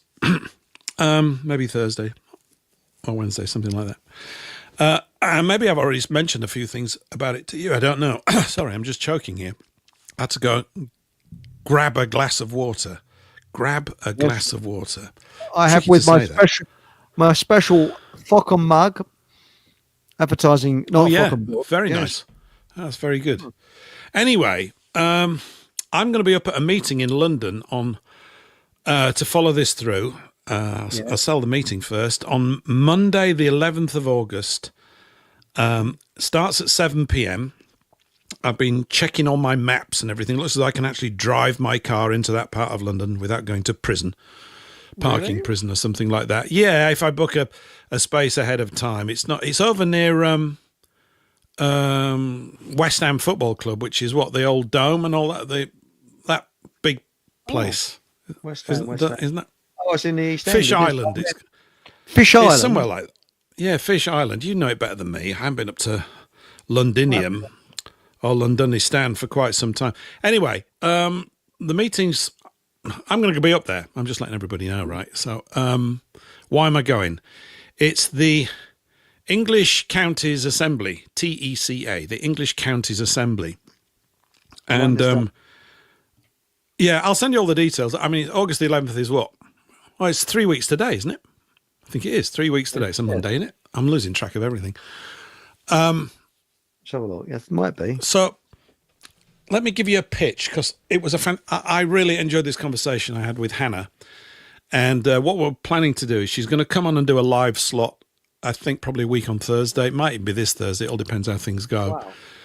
For about an hour and a half. And then after that, I'm hoping to get a sort of update from her regularly every other show, maybe once a fortnight, for sort of like a 20-minute, 25-minute recorded telephone call with her, because she and this group are very busy. So what's the gist of it? So the root of this nation is counties, and there are 39 of them, and they've all got a flag. Flags are very important in this conversation. This seems very simplistic, but I think it's key. And the old structure on the land, the actual one, is that the nation is made up of counties, because it is, right? There's 39 of them. And in Scotland, they've got counties, and then they've got them in Wales too. And there are assemblies and groups already set up for Scotland, and I think for Wales and England, and there are already county assemblies beginning to build in each of these counties by the people. And I think they need about 15 individuals in each one to form a full assembly. Mm-hmm. The aim of it, in general terms, is that, how to describe this? If we look at the courts over here, the courts. Now, she described it to me like this, which I really liked, and I'm probably going to bugger this up a little bit, but I think I've got the gist of it. The courts that you're dragged into when you're a naughty boy or girl are admiralty law courts, right? Mm. They're running on the law of the sea. But we don't live in the sea, we live in the island. And the way she described it, she said, imagine it's as if pirates had moved onto the land and set up their own courts and kept dragging you in there. And I really like that as an image. That is a good idea. Yes. Isn't it? They're pirate courts. This is good. Mind you, I quite like pirates, which is bad, of course, because they're quite romantic. Wow. Shiver me timbers. Why, you mad? Why are we pirates? Because we are. And yeah, I've known some good tales about pirates. Like I'm forgetting myself. Anyway, so and that's where you get all this, dock and all this other stuff. You've also got all this other admiral terminology like your birth, and a birth canal and birth certificates and all this kind of stuff. So, and there are many people that know this stuff in a hugely detailed way. And I've talked about this, here with you and when we get together on Thursdays as well. One of the problems I've had with all of this, including all the banking stuff, and I ought to know because I've read it all, is it's unintelligible to the layman when you start talking about it, really, in real terms, right? It's boring because no one knows where to fit it in. You have to sort of try and stand as best you can in the shoes of the layman and go, you know what? From this lad's perspective, I can understand why this is like watching paint dry. Because they don't have a context of emergency running through their system to pay much attention to it. And yet, it's important that the huge numbers of people get on board with this. You've got to give some sort of a very simple way to get people connected into what's going on. So, why would this be different? One of the things she said was, effective, we have government is a service company. That's really what it is. It's a management service company, is government, right? It's supposed to manage the affairs of the nation. It's clearly not doing it. It's in breach of contract. It's not only in breach of contract, it actually issues false contracts and deceptive contracts and has been doing so for an awful long time, which people have bought into and think is the actual law. And if you keep thinking it by walking into their courts and consenting to it, they got you. In other words, they've got jurisdiction over you. Now, when you start to form county assemblies, the county assembly has jurisdiction. And this is really important. One of the things she said to me, just as an aside, she's a fully trained barrister and lawyer. She comes from that side, right?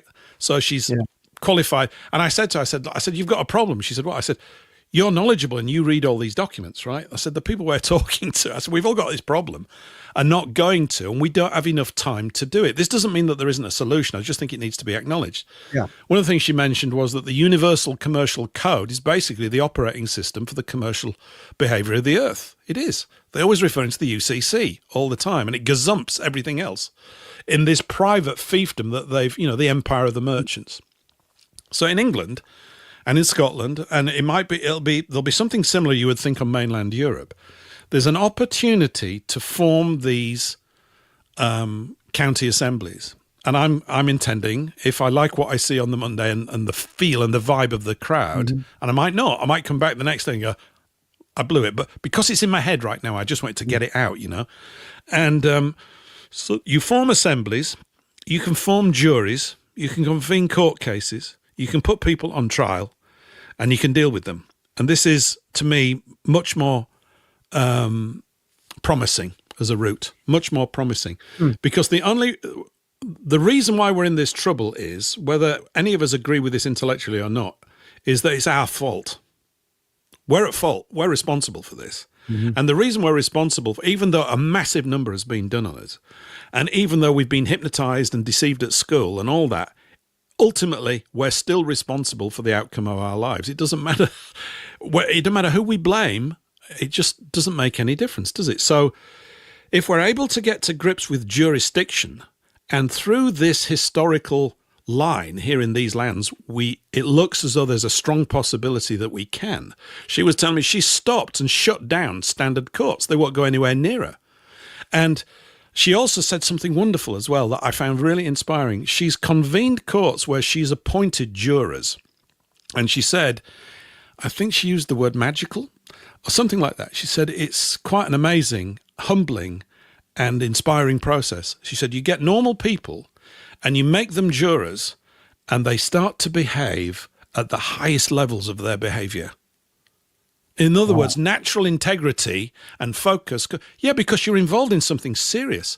And the thing it's worth reminding all of us about again is that when a jury sits in the traditions of these islands and these lands, and you're stood on them as Englishmen and Englishwomen, when a jury sits, it's the highest lawful power in the land. There's nothing higher. There's no judge. Nothing is higher than this, because they have two primary powers in the moment of the trial. One is they can find the defendant guilty or not guilty of the charge that's put before them after reviewing the evidence. But the other one, this is the amazing one, is they can say, hey, this charge that you've brought them up on, it's crap. It's not even, we remove it as a law. It's stupid, this kind of stuff. So the process with the English Counties Assembly is to begin to build up these assemblies in each of the counties, and to take people through the process of restating and restoring their true political and national status on the law of the land, not under the law of the sea, and thereby remove their jurisdiction from your life. Now, whatever we may think about that as being just a clutch of words, the fact is that on the other side, their internal operating system works on this stuff. This is like reverse code. I think it's got a lot to it, because one of the things she said to me, which I found very appealing as well, she said, we're not going to fight the government. Can't fight them. We're just simply not, they're not going to be involved anymore, because it's a spurious situation. It's hugely powerful today, and that power is based on the fact that most people think it's the power. So this is yet again a communications thing. But I am quietly, calmly encouraged by it. And also their literature, and I want to keep looking at, seems to simplify this. It must be simplified so that people could actually do something. And the last thing I would just say during this little blurb bit is this, and maybe we've talked about this before. I think there's a natural sort of resistance amongst all of us, including myself, to actually doing something. There's a resistance to doing something. And the truth is, and I've known this for years, I've done things in the past that got me into a lot of trouble, but that was 25 years ago when I went off super half-cocked and didn't really fully know, but it was exhilarating. It was exhilarating to act. And the time for a never-ending discussion about the minutiae of our problem, I think, is over. I think we need some simple basic plan that a lot of people can enroll into. And the last point I'd make at this stage anyway is this. We talked about flags of counties. This is really simple, but really effective stuff. She said, I want everybody to start buying county flags in their counties. Now, if you think about the energy wave that goes out on flags, yes, they're symbols, but symbols are amazing things because they instantaneously switch all these circuits on in your head and in your feelings, don't they? You go, oh yeah, it's that. Yeah. You don't even need language. You just see a sign and you go, bang, I know what that represents. And everything comes flooding up like a movie in your head. Fine. Yes. It's an amazingly powerful. Everybody could buy a flag. Yeah.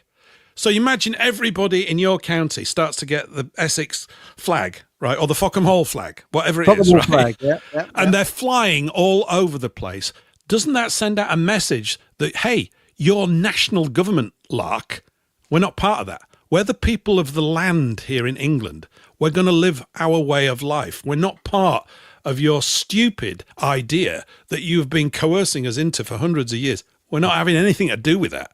And guess what? We're on the law of the land and you're the law of the sea and you ain't got any jurisdiction here over us. And that's one of the ways that we can start to deal with them. So I think it's got a lot going for it because we're not armed. The idea of peasants all getting armed up and dealing with all this stuff is not on. Of course, I understand the counter argument. Yeah, they've got all these guys in and they're all going to come out with machine guns and shoot us. Well, if that comes to that, then it's a different kettle of fish. But it might be possible to convert so many from that current system over to this correct way of thinking or a much less corrupt way of thinking that they won't have the manpower to carry it out. I don't know, but I'm encouraged by it as an option to do something. Yeah, I mean, at least it's a step in the right direction. I mean, Aunt Sally has said, the Bible talks of a spiritual war, and after all this time, I am finally able to see it. I see evil deeds everywhere and can think of no other explanation, to be honest. Good point. Spot on. Spot on. I'm going to mention the website. I haven't even mentioned it. You go to TECA, TECA.live.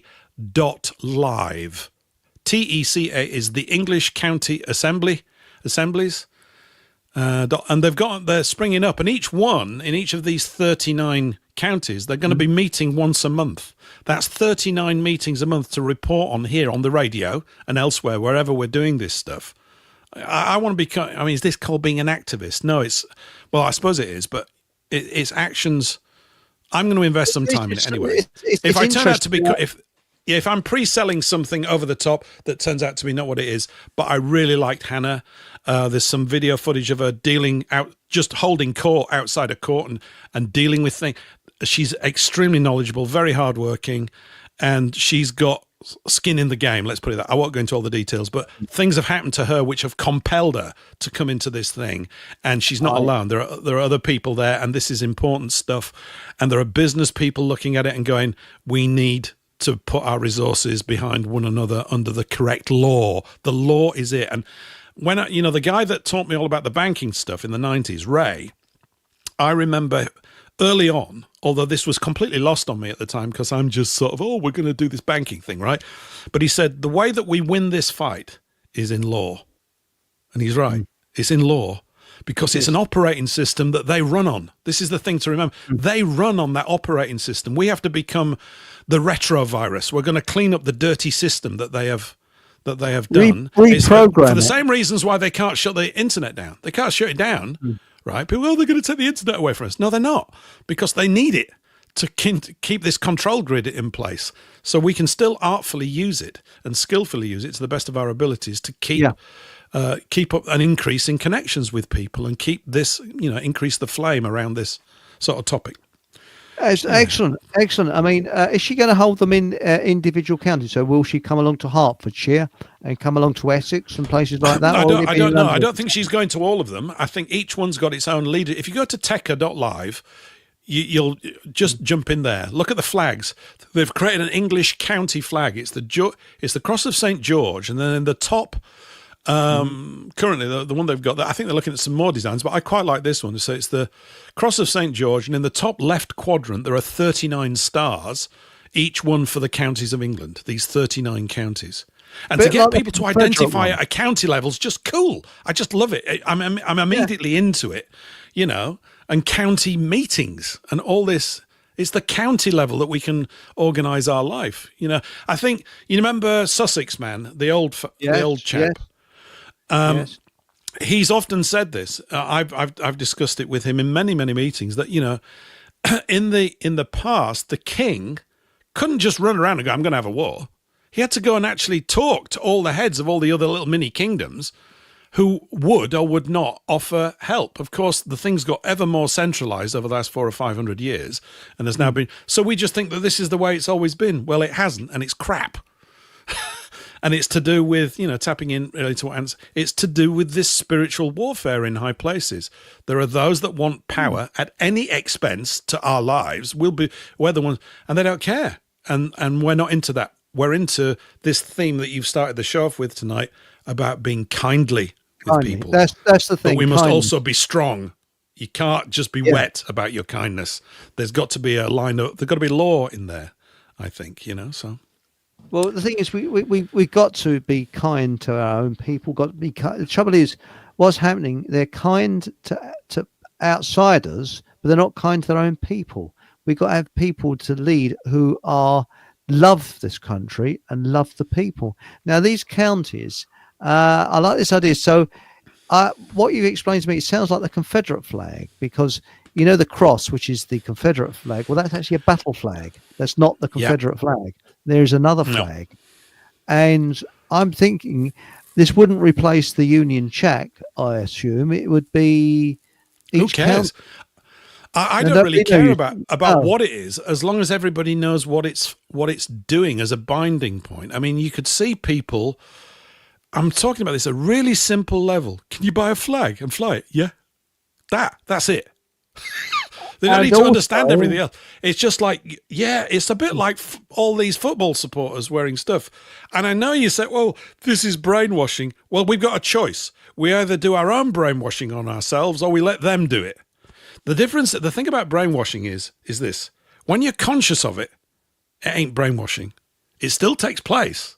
Yeah. But when you become conscious of a thing, and this is life anyway, we're always, don't you think, developing habits. And after a while you go, something's not working. And you have to sort of sit down and look at yourself and go, oh, I'm doing that, you idiot. You suddenly become conscious on a thing like some unconscious habit that you've developed. Like, you know, always prevaricating about things or this, that, and the other, a common one for all of us, right? And you have to sort of work it out. That'll never go away. That's called being a human being. I like the bumbling along. You're right. I mean, you think about it. Years ago, chivalry, they had their coat of arms, and you went into battle with your flag. You know, there was you looked for your flag to see where all the other fellas are. So if in the midst of battle, you look around, oh, there's my flag, I'm over there. My mates are over there, sort of thing. Yeah, you'd need it. It's literally a matter of life and death. If you didn't get over to the flag with the rest of your mates, you're going to get cut down, aren't you? That's right. So, and this is interesting. Now, the other thing I'd like to I have a word with her about is reintroducing the old counties of London that have been disappeared. So, for example, Middlesex. I was born in Middlesex County Council. It no longer exists. I know, and they're talking about these Schengen zones, right? Aren't they? These big. This is all commercialism. It's the empire of the merchants writ large. So if we work on the basis that a system of life is going to exist whether we like it or not, right? Which I think it will. I'm not aware of it. I think it will. The idea is we want to choose the one that's reflective of our customary values. And this is the interesting thing about juries as well. Although there are lots of decisions obviously made by juries going back hundreds of years over here, the fact is that when a jury would sit today, the people on the jury would make a decision based on what was valuable or what we hold in high esteem today. Yeah? Because the population shifts and changes in its worldview based on its knowledge, its technology. All of the things that are an issue now were an issue 500 years ago because people didn't have computer viruses. I know it seems there were things that can only take place today that can take place 500 years ago, and vice versa. There were other issues back then that we don't even bump into now. But if it's customary, which is what it is, then the law is literally the rule set that is a direct reflection, as near in real time as you can get, of the way we actually are operating, what our inherent values are. And you have to be guided by law, because if you don't have law and restraint, you can't have a striving for freedom and good behavior. I'll give you an example, right? Right, self-respect. We were talking. Maybe we were talking about this the other day, but it's a great example. There's a law against speeding. And some people say, well, there shouldn't be. I could go at any speed. But there is a law against speeding, and there's a lot of coherent reasons why it's good, and maybe some other ones why it's not so good. But if you're talking about kindness, and maybe another word for kindness is grace, the extension of mercy, yes? There's another aspect of it. You're driving your car along at 80 mile an hour in a 30. No, you're not. You're riding your bike at 80 miles an hour, Eric. We'll do that, right? I do drive. You're driving your car at, you're doing 40 mile an hour. 80. Yeah, you're doing 40 mile an hour in a 30 mile an hour zone, and a copper sees you and he pulls you over, right? And he says, do you know how fast you were going, sir? I say, oh, no, my speedo's melted, or whatever you're going to say. Yeah. And he looks at you, and you're all cheeky and cheery, and you tell him a few fart gags, and he quite warms to you, and he says, look, you can't do that again. I'm going to let you go this time, right? Okay? And off he goes. Now, what's happened is, if there wasn't a law there that said you can't go above 30, he couldn't have extended grace to you, could he? No, you can't actually be, if there's no constraint, there's no opportunity for people to extend grace and create those moments of kindliness, which is really what, one of the things that we see missing is this sort of automated, computerized law system that's literally dead. It's not alive. It doesn't operate the way that we do. It's just a set of rules. You get caught out, you got to pay a fine. That's it. You're going, all this automatic sort of processing, you evil person. But it misses out the human element. And that's what, of course, has been extracted and taken out of our way of life. And we're rightfully very, very unhappy about it. And that's English understatement. It's fine. We're more than unhappy. We're volcanically furious about it. And it's just coming to the surface because we want to live in I would suggest, in a kindly way and tap into those older values like chivalry and decency. We know we're not going to get it all the time, but we're not going to get it at all under this direction. There's no opportunity for it to exist. You're right. But I mean, what they've done, they destroyed people's self-respect. That's why people are walking around looking so miserable and, because they've got here's possibly an opportunity for us to get it back under our own steam, and we get to make our own mistakes. It's not going to work. Try it. See, it didn't work. So what? You learned something. At least give it a go. Got to give something a go. What is the alternative? Because failure isn't an alternative. We've got to succeed. Otherwise, what's going to happen? We're just going to be, God knows what's going to happen. I mean, we're just going to be like a load of zombies. But Six Blades made a very interesting, we're already like a load of zombies, I think. The boat people, this is Survival Steve, the boat people are here to justify the tyrannical solutions they need in order to further their new world order agenda. Good point. Yeah. That's a good point. Yeah, it's like that problem. It's like the problem reaction solution thing. You create the problem, and the reaction is, we need more excessive government control to make you all safe. And so you're a smart ass at the back and go, what? Make us safer from the danger that you've brought into our space in the first place. We think you need to be lynched, right? You're the ones causing this. That's right. Marlene says the system needs to collapse, which it is. That's interesting. That's very interesting. But now, Nathan has said, moral relativism equals flexible morals based on the whims and opinions of the ones making the policies. Nothing moral about it. Subjective. Interesting. Yes, good point. And it says, Barefoot Foreigner says, I think Survival Steve is a shill pushing a woke trans agenda if he's telling me to grow a pair of balls. She's got a point, She certainly has, yes.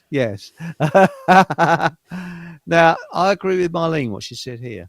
And by the way, please accept my apology, everybody. I can't read everybody's message out. I'd like to, but I haven't got the time. People are so heavily programmed and under hypnotic spell. I agree with Marlene, yes. Yes, that's right. And now we've got here Admiralty law. This Admiralty law thing, does that mean that every lawyer or solicitor is in on it?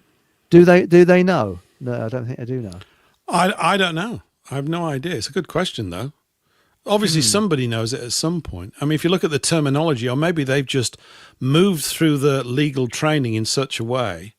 I mean, she was telling me that she studied all these years, and then when she ended up in practice, it was nothing like what she was expecting based on her education, right, and the degrees that she'd got. And it was more like some kind of a rigged game. I'm putting words in, she didn't say those words. She probably said something else. But, you know, maybe a question, can we operate without a framework of law? I don't see how. But if someone says we can, but then you're reliant on everybody behaving well. And where's that got us? Well, not at the moment, because we're not responsible people. I mean, if we were responsible adults, where it did work was in the old West, the far out West. This idea from the Hollywood films that there was bandits everywhere shooting people up wasn't like that. The people apparently that went across, that opened up the West, were very moral people, very law abiding. But Paul has said it links back to pirates, Paul. Pirates do their selling on the water and then take their earnings to the river banks, and the river banks determine the flow of the current, i.e. banks and currency. That's where much of the terminology comes from. Yeah, he's right on all that kind of stuff. It's absolutely right. Now, I mean, the whole idea of admiralty law, I understand why it exists. It's to do with the danger of being on a boat at sea. It used to be very dangerous. It probably still is in certain waters, okay? So the captain of the ship is literally God for the duration of the journey. Has to be. You're in a very small. You've got limited supplies of food. I get much of this must have come across with a transatlantic crossing to America. Okay, I don't know. Maybe it predates that as well. They stumble across. How do you keep order on a ship when the survival of everybody on that ship is reliant on everybody behaving together as a team? And people go, "You're interfering with my. I don't want to do that." Well, tough. You're on a boat right now. For the duration thing, you're going to have to do it because you now become a liability to the rest of us, and then you're not going to be too happy. So there's always this thing where you have to, whether we like it or not, you've got to take one for the team. And of course, we've grown up, have we not, in this me culture. Oh, no, it's all about me and all that. Is it? Is it really? It's not. Life's all about everybody else. It's not about you at all. Because you're completely useless without anybody. If there's no one else around, you're effectively dead. You can live alone on an island, but it's not life. I can't see what the point of it is. I agree with you. Now, this is a shameless plug. I mean, I'm not here to plug books. I mean, of course, I'm not here to plug books. You see, like Nathan's book, which is very good, very good. Page 118 to 121 of my book discusses the whole idea of how maritime law operates. Great. And What's the name of the book? Shout it out. What's the name of the book, Eric? Fake Away. Yeah. And there it is. Nathan, you're going to have to, I think it's available on Amazon. Might be available on the River Thames as well. You never know. But no, I think it's Amazon. And if I'm wrong, mate, please tell me and give me a verbal kick up the bum. But excellent book. I've got a copy here, but well written, well researched. And Paul says, the Mr., Miss and Mrs. title is your strawman, such as on your bank card and every bill that you receive. Yes, it's in capital letters as well. So that's not you. It's in capitals. Black's Law. So you got Black's Law. That's the old-fashioned one. Now, Nathan says, maritime admiralty law applies to the courts, banks, and capitalism in general. Yep. That's it. Marriage links to the sea. Mar is sea. Marriage also links back to horses. When you look after a horse, you groom it, just like a bride and groom. And that's why horseshoes are given at weddings. I did not know that. I didn't know that. I never got one at mine. Nobody gave me one. Where's my bloody horseshoe? Someone lobbed one at me.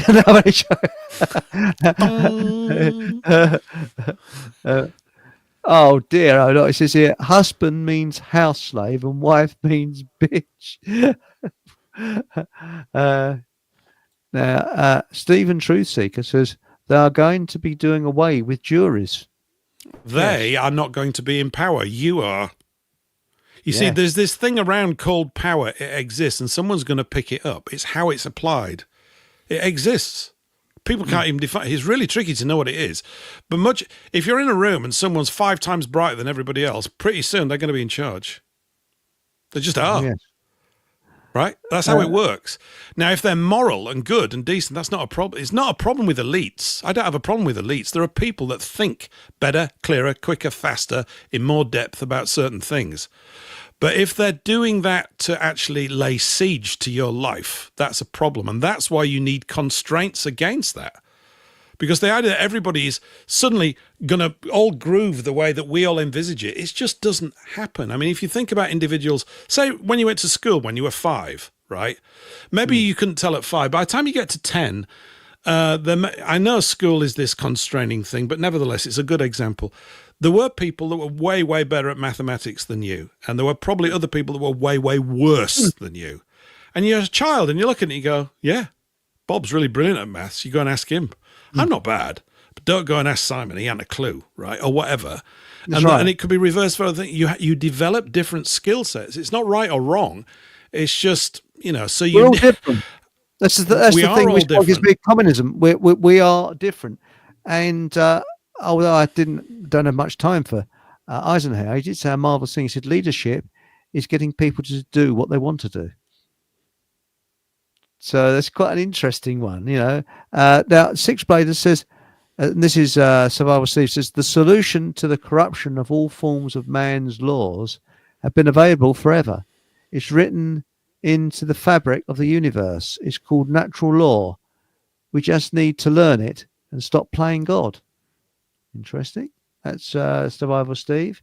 And Stephen Truthseeker says, I've noticed the police are arresting protesters on both sides and the government are bringing in new laws all the time to stop demonstrations. Yes, I know that. Yeah. And that's probably why they're arranging these demonstrations to bring these constraint laws in. But they're not really laws. They're just them exercising more bogus power to stop, the situation going against the way that they want to boss us around. I suspect. Well, that's it. And Survivor Steve says lawfare is one of the methods used by the government to apply cognitive warfare upon us. They do this to keep themselves in charge of the slaves.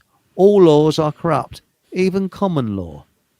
Don't agree with that, Steve.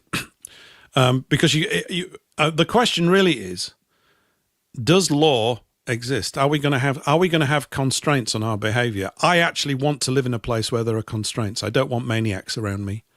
Now, I think as well, the thing is, it's all to do with duration as well. It's easy to have this sort of utopian view that everybody's going to behave well, but we're not in that place. We're in this one right now, and it's a mess. And there are lots of good people around who are being hurt by the mess created by lots of people who are messy. Legally wise, it's just the case, right? I'm sat in a reasonably comfy chair and I'm not affected too much by things. There are people in certain inner city centres who are not. It's not a happy life. It's not good, and so a pathway has to be found to get from here to wherever it is we think we need to be. Well, I think with our education, this can be from anywhere. We've got to install self-respect into people. And chivalry, I want to bring chivalry back, where gentlemen are gentlemen and ladies are ladies. We've got to bring that back. And not like the Victorians, too Victorian, but you know what I mean? This respect for other people and respect for people. This is what was lacking a lot. And that is a form of kindness, the way I look on it. And now... It's what we would call common decency and good manners. And we've been fortunate enough, many of us, to grow up around that, haven't we? Yes. I think we have. My mum and dad were highly respectful and playful and cheeky at times, just like we all are. But there was a line that you didn't cross. That's called a law. There's a line you don't cross. If I behaved badly, there's a line and I crossed it and I got to know about it. So there's a reason for it. It's to constrain things that hurt other people. That's it. Do no harm, right? Isn't that really it? And yet loads of harm is being done to us by people who are masquerading as our lawgivers. So, it's finding a methodology to actually put more light into the world in terms of the spiritual warfare and reduce the darkness. Whether we can eliminate it totally, I do not know. No one's really got to that point. But I think it's definitely well worth spending your time in your life striving towards it. Where here, you could say, one aspect of our lives is that we actually are here to fight evil, and it exists. It absolutely exists. Demons and we're exist. Here to fight it. Yeah, they do. I agree. I mean, this is Survival Stasis. Natural law means exercising concise, which develops morality. Removing natural law means that other human beings exercise force over others, leading to an escalation of violence, i.e., as we see now. And this is an interesting one to come on to. All men are created equal, therefore no man can be fit to rule. I don't agree with that. They're not. Men are not created equal. From the minute, maybe at the microsecond that you've climbed out of the womb, we are, but after that, we're not, because of the circumstances of history into which you're born. In a brand new scenario, there must have been a point when everybody was supposedly born equal. There's no such thing as equality. It just doesn't exist. It's a condition I've never, ever seen and never will. It doesn't exist. Not even in science, nothing. No one atom is equal of any other atom or anything. I think, one of the laws of this realm is the permanent, eternal non-existence of equality. It doesn't exist. We're all different. I'm not. Interesting. Now, we got here, and he's gone on to say, sorry, I've jumped to quite a few people in chat. I'm sorry. I think because we're on a roll now. The world is in a mess because we have failed to follow natural law. In essence, do no harm to others. Man's law creates harm. Therefore, society needs to believe harm is acceptable. I mean, that's one way of putting it. Yeah, it's true, but the reverse is also true. Man's laws have also protected men from being harmed. It works both ways. It's not one set fixed rule. And we also got conscience, haven't we? I mean, we can't. Yeah, and we all tend. I think, Eric, we all tend to operate in natural law. It's just that have we, throughout our lives, done it 100% of the time? No. Why? Because we're babies. That's okay. We are. We're like spiritual babies down here, learning stuff, and it gets messy at times, just like it does in play school. You get covered in crap. You go, I really messed that up. Yeah, you did. What we're talking about is these things that really do harm people. That, apart from which, there are definitely people, we'll call them the psychopaths, who work in coteries to actually inflict as much harm on others as they possibly can. And we have to have some kind of mechanism, some structure that ensures, that's a big word, I don't know whether you can actually fully do that, but reduces their ability to harm us considerably. And we're in a situation where they've got so many opportunities to harm us and can't stop. Once they get a taste for it, you can take a good person, put them in a bad situation, and you can turn people can go evil if you're not on guard with yourself. You've got to eternal vigilance of your own heart, really. The thing is, psychopaths, I know I keep rattling on about this, but I do believe they are a different species to us. They may as well be. Well, they've got as much right to live on this earth as we have, but so have alligators and crocodiles. So when someone is a psychopath that harms humans, not all of them harm humans, that harms humans, you just separate them, put them on an island, goodbye, that's it. That is the most humane thing you can do, because to punish them, they don't understand why they're being punished, because it is part of their psyche to be predatory. And you can do a brain scan now on these people, and there's the frontal lobe is a blank where ours isn't. That's why they've got no empathy at all. So you can't say, and this is why, I'm very much against this crime and punishment thing. Be humane. say, okay, right, you're a psychopath. Your wife and family can live with you, but you cannot leave that island. You're there. You can't mix Mhm. with us. You can't get. I think that would be the most humane thing we can do, because the worst thing you can do is carry out executions, because you've got to have a psychopath to do that. Because the executioners, you see these films of or plays of people chopping other people's heads off and that. Did you know the amount of nervous breakdowns and mental illness amongst executioners was phenomenal? Absolutely phenomenal, because we're not programmed to kill other humans. Believe it or not, No, we're but designed not to kill other you're humans. absolutely right. Or if we look at it as many of our people, a small but considerably numerically large minority as well, have been persuaded to do hellish things, have Correct. been put into situations, and there are these scenarios that none of us want to be in, and heaven forbid that we ever are, but there are things that are extremely dire. We read about them, and maybe we read about them, we're really glad that we weren't there, because you're under certain circumstances you were powerless, or you have such little power in the Well, face of something that's intent on harming you. So the idea is, I guess, to have a structure that reduces the opportunity for that to arise. And it means, I mean, if we were to think about how we bring about this better quality individual, which is really what it's all about, mm, if you're going to have schools, they've got to be structured right. Schooling in what? Right now, it's schooling in competition and narrow-mindedness and all the other stuff. And people don't come out armed with questions.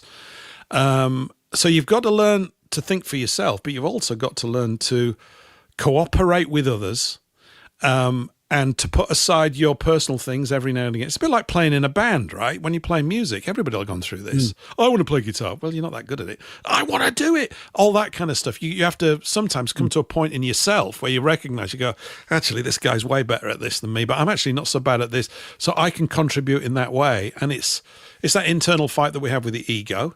And a little bit of ego is unavoidable, because you use it, I think, to propel yourself forward, to stretch yourself. And we do set goals, don't we? And we set little aims. And if you don't have those, it's almost like there's no point getting out of bed on the morning. What am I You've going to got do to fight. today? I'm not going to harm anybody by being really still all day. Well, that ain't working. You're going to walk around, and the mere fact that you might walk into a room at the wrong time might upset someone. I mean, you can't. That's where good manners and containment come in. It's not tolerance of everything. I mean, that word tolerance is another one, isn't it? It's a disease, is tolerance. It means you've got no values. Oh, I'll tolerate anything. Will you? Really? I don't think that's true. I don't think you will tolerate anything. So there's that inner law inside you that's saying, this is beyond the pale. I'm not tolerating this. But that's interesting. I mean, it's interesting. Well, but Aunt Sally has just said, oh, hang on. Sorry, Aunt Sally, I just missed out. Oh, it is. We must recognise the talents in other people and utilise them. Yes. That's right. And we went down here, six blade. Where was it now? Where did I see you? Six blade. Law is designed to keep the slaves in check via mind control. Let's come back with an interesting. Yeah, but it's also designed to protect them from enemies. It works, but there's always a reverse of all of these statements. There really is. I just think there is. That's my view of it. And mind control is going to take place whether you like it or not. It started on you the minute you were born, right? You're born into perfection, you know nothing, and you're immediately being mind controlled by your parents. Why? Because they don't want you to stick your hand in a bloody oven or something. So it all depends how far you want to take it. The fact is that laws and constraints naturally arise from a totally honourable instinct to protect and value life. You've got to safeguard the vessel, the body, that's housing the soul.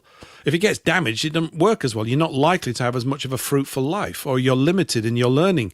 I mean, that's not my take on it. I could be completely wrong about that. Maybe you learn no matter what it is, and no doubt you do. But if you give people a choice, you go, do you want to be sort of physically incapacitated or in full health? They go, full health, please. Yeah, absolutely. Everybody would choose that. This is, I mean, looking as a history of the way we've behaved in tribes, not always great, but sometimes great. In terrible circumstances, you get the most astonishingly good behavior, which is tragic because it's often, in the service of things that are awful, which you can't see at the time. Well, You have to stand back a bit. going back to that Dr. McBride, uh, she said that What, the Russian spy? the Russian spy, yes, the first Russian to slide down a 20 foot razor blade, Arthur Bolokov, yes, that was a schoolboy one. But no, actually, she was saying that years ago, um, they had long grass and plains and things, and the Indians used to creep up on the animals that were grazing in the plains and take one out, and the other animals, and it was done silently. The other animals weren't aware of it. So, an animal's grazing Mhm. away one moment, he's handing his dinner jacket the next, wallop. And there was an American hunter, American that went out shooting at stags. The next morning, um, there was a dead stag outside his tent for him to eat. The Indians had put it there because they got fed up with making a bleeding noise with his gun and fronting all the animals away. So, because they knew Here's how to do it. breakfast, mate. Yeah, Here's here's your breakfast. Yeah. Get on with it. Now, question ADE 8. The only real problem is something the vast majority believe in is Satanism. Yes. Statism. Oh, statism. I'm terribly sorry. Yes, you're right. Statism. Sorry. Okay, yeah. It's good, though. I don't believe in Satanism. Statism. Now, Six Blade. He's come back with a beauty here. Order followers abiding by man's laws have killed 260 million people in the 20th century. Following rules is the biggest delusional ever. Yep. I think your own personal rules are what you work by, and your own. You're going to morality. have some, whether you like it or not. Yeah, but it's your own morality. Are they going to exist? Are you It's going like- to say these are but hang on. guidelines for my own behaviour? Isn't that a rule? But Yeah, but I mean, it's obviously the case. I mean, maybe you could hang make on, the though. argument the other way and say, well, if we hadn't had all that, it might have been 1 billion dead. I don't think so, of course. I don't really actually. It's difficult to sort but of then in look at the retrospect. other But way. there's, yeah, Go over and kill those 20 people over there. Here's a machine gun. Go and do it. yeah, Because that's the law. We've made the law Yeah. that you've got to kill those 20 people because they're, I don't know, left-handed or whatever. Well, or- actually, that's justified when you think about it, really, isn't it, Eric? If they're left-handed, Oi, do you mind? I'm bleeding left-handed. they're cheats. They're cheats. In tennis, they're known as cheats. Really, all these left-handers. It's outrageous. Yes. Shouldn't be allowed. I was ambidextrous. When I played badminton, I was ambidextrous, so I could use either hand. So that's how I did it. What was that old phrase? I give my right arm to be ambidextrous. That's the That's one that we right. used to have. Yeah. And I used to, halfway through the game, change hands. That used to piss people off because I think the shuttlecock's going from one direction, it comes from the other way. But I'm still crap at Well, it. that's 'cause cool. Yeah. Now, where is it? Oh, Nathan has said, I'm glad that knowledge of natural law is finally starting to make an impact, though. Interesting. Now, Marlene says, I've known about natural law for years. It's in my DNA. Is it? Yes. Isn't it? It's scriptural, which might have made a few people just throw up. I will put the law in their hearts and in their minds. Now, this is interesting. David says, how come you get a king's crown icon? Okay. You are king of random here too. Am I? What? Who? That's interesting. Sorry, I think they're private conversations between each other, and I've just. It's a very nice private conversation, isn't it? Yeah. Excellent. It is, isn't conversation. it? Stephen Truthseeker. The targeting on me started when I was young. I've done interviews on it. Enlightened Times podcast, YouTube. Good plug. Right, we'll have a look at that. Enlightened Times podcast. Yep. Now, Stephen Truthseeker says, not much difference between statism and Satanism.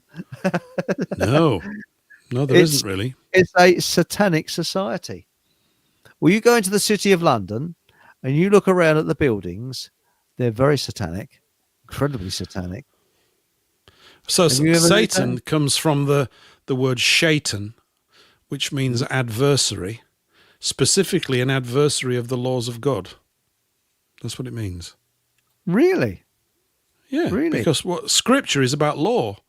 The Bible's a book of law. That's what it's about. It's about laws.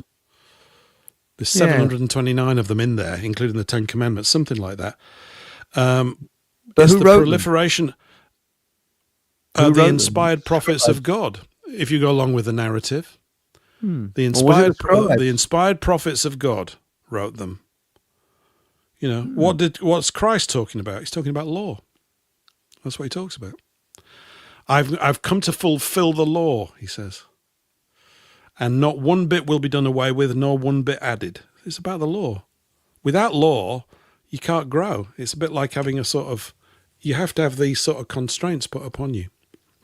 Now, Mark Anthony says, "Are you sure you're talking about badminton or something else when you talk about changing hands?" Who is this Mark Anthony chap? What's Mark going on, Anthony, Eric? Good God, good God. Good Ah, no, grief, not it's a tennis. family Yeah. show. And badminton. What is it? You lob a dead budgie over a net, don't you? That's badminton. Dead budgie. Yeah. Now, do you know, I'm absolutely crap at all sports, and I was crap at badminton as well. Were you? I was as well, because I wanted to be didn't you want to be the best in the world at everything, and you find out you weren't, and it's so awful when you're 8 and you find out you're not going to be a really great footballer, or you keep ignoring, you're not fast enough. I am. This goes on for several years until you sort of go, you're right. Damn. I'm a grandmaster at chess. I almost had him one, almost, and he said, "Well, I'll give you a draw on that one." He said, He said, but it was a. Are you a chess player? Are you? Are you a chess Yeah, player? I used to be, and I haven't played Yeah. for years. And I played chess against him. A bloody Nora! Ever played against a grandmaster? And I think he must have had an off day, because we used to play in lunchtimes. He taught me a lot about chess. And he said, on a one particular day, I don't know whether he had gutsake or something, or I had a wife round with his missus. You nearly had him. I almost had him as a draw, almost, Now, sixth place come back. Here he comes. Right, sixth place. Survival Steve. Jesus was an antichrist, but most of his followers have been forced into advocating for statism. An anarchist? No, he wasn't. He wasn't. Oh, I think we need to get you two together. Survival Steve and you together. Well, Survival Steve's think there's we've had this anyway, when we were talking about rights. He's mentioned rights, and like I say, they don't exist for me. I had no idea. But Christ certainly wasn't an anarchist. He said, I've come to fulfill the law. That's what it's all about. Unless you say he's lying or something. But save me, Jesus. That's what he says. That's what Herodotus Getfucked says. Save me, Jeebus. the last bit's true, though. Most of his followers have been forced. I don't know whether they've been forced, but they do advocate for statism. Yeah, because they haven't read the book right, he said cockily, but they haven't. They've read it through the lens that's been placed upon their nose by statist forces. There's they don't read it right. You have to read it right and get clear about definition of words. It's actually very simple, direct, and it's a history book and a book of law. That's really what it's about. And that's why he said, I've come to fulfill the law. He didn't say, I've come to be an anarchist. He said, I've come to sort it all out. It's because they were straying away from the law that everything had gone completely pear-shaped. So, do you know, this is what a show should be about. This is really great, this backwards and forwards. I like it because you're giving different opinions. it's not fair on Survival Steve. He's not here on the mic. Really. He's not So here on the we should mic, do so it. he No, has a it's not right. disadvantage. And I think he should be on the mic. It's a bit late now to come on, but quite honestly, I think you two together, it'd be a bloody good show. This is a good show. Anarchy equals rulers without rules. And Six Bladers come back. Yeah, Survival Steve's come back. If you don't have rights, don't complain when the government take them away. I don't. You can't take them away because I haven't got any. I think his little joke there, that's really good. If you don't have rights, don't complain when the government take them away. Well, I can't because I haven't got any. So they never take away my rights. I haven't got none. Now, love and do what thou wilt, No, and not do what thou wilt. Absolutely not. That's satanic. That's Aleister Crowley, is that? It is. Aleister Crowley said, do what thou wilt is the whole of the law. Wrong. Nope. I agree with Herodotus. You don't get to do that. Yeah. Sorry, I didn't mean to talk over you there. Terribly sorry. No, Please but you can, because I'm talking a lot, so I think you ought to. No, it's okay. No income tax, no VAT, no usury. Correct. Yes. Yep. U word. We should be walking around saying what we're going to do about the U word. Usury. You know. Oh, I came across a variant of the word. I'm on X writing a few things, and I put up that poem narrated by Ezra Pound on usura. You know, that wonderful thing. It's absolutely fantastic. And there's an X account called Christians Against Usury, which is really good. And then somebody else stepped in and sent me a comment. And I looked at their profile. It was pretty good. And they used the word usurism, which I quite like. There you go. It's usurism. I'll write that one down. Usurism. So we've got capitalism, which is based on usurism. Yeah. The lifeblood of our... Without usury, they couldn't constrain us in this hellish way. Right. Steve's come back. He came to fulfill God's laws, i.e. natural law. No rulers but God. An anarchist. Laugh out loud. Well, if God's the ruler, he's applying law, isn't he? So you can't get out of it. It's not possible, I'm afraid. There's always law. And anyway, I mean, calling it natural law, what does that actually mean? How does that manifest in terms of our pragmatic? I'm just sort of prodding the thing here. Completely in agreement about natural law. That's really what we're addressing. That's what Christ was obviously about. He came to fulfill the law as laid down as this behavior pattern for this race of people. Yeah. This is the other thing. Of course, it's not universal. This is the big, it's not. It does not apply to all the people of the earth. And the reason it doesn't apply to all the people of the earth is that the word testament is from the Greek word diatheke, and it means contract, and contracts are exclusive. And that's that.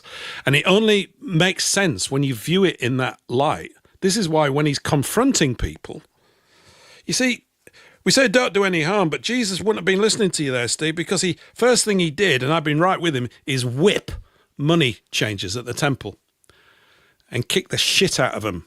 And rightly so, because they were breaking the law, you see?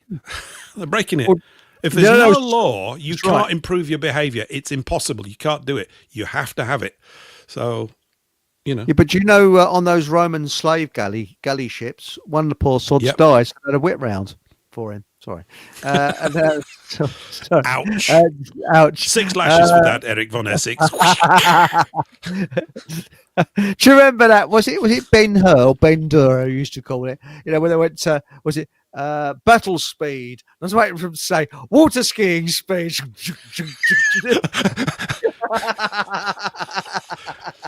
Yeah, that must have been a galley slave. Not much fun. You wouldn't want to be there, would you? No, but they did an experiment where they made one of these. What they call those? Well, they Egyptian. They took some woke leftists and turned them into galley slaves. And so, sorry, I got carried away then. What was the experiment, Eric? Well, what was the experiment they did? In Greece, I'm going back about 30 years now, they made one of these reed ships that the Greeks used to have.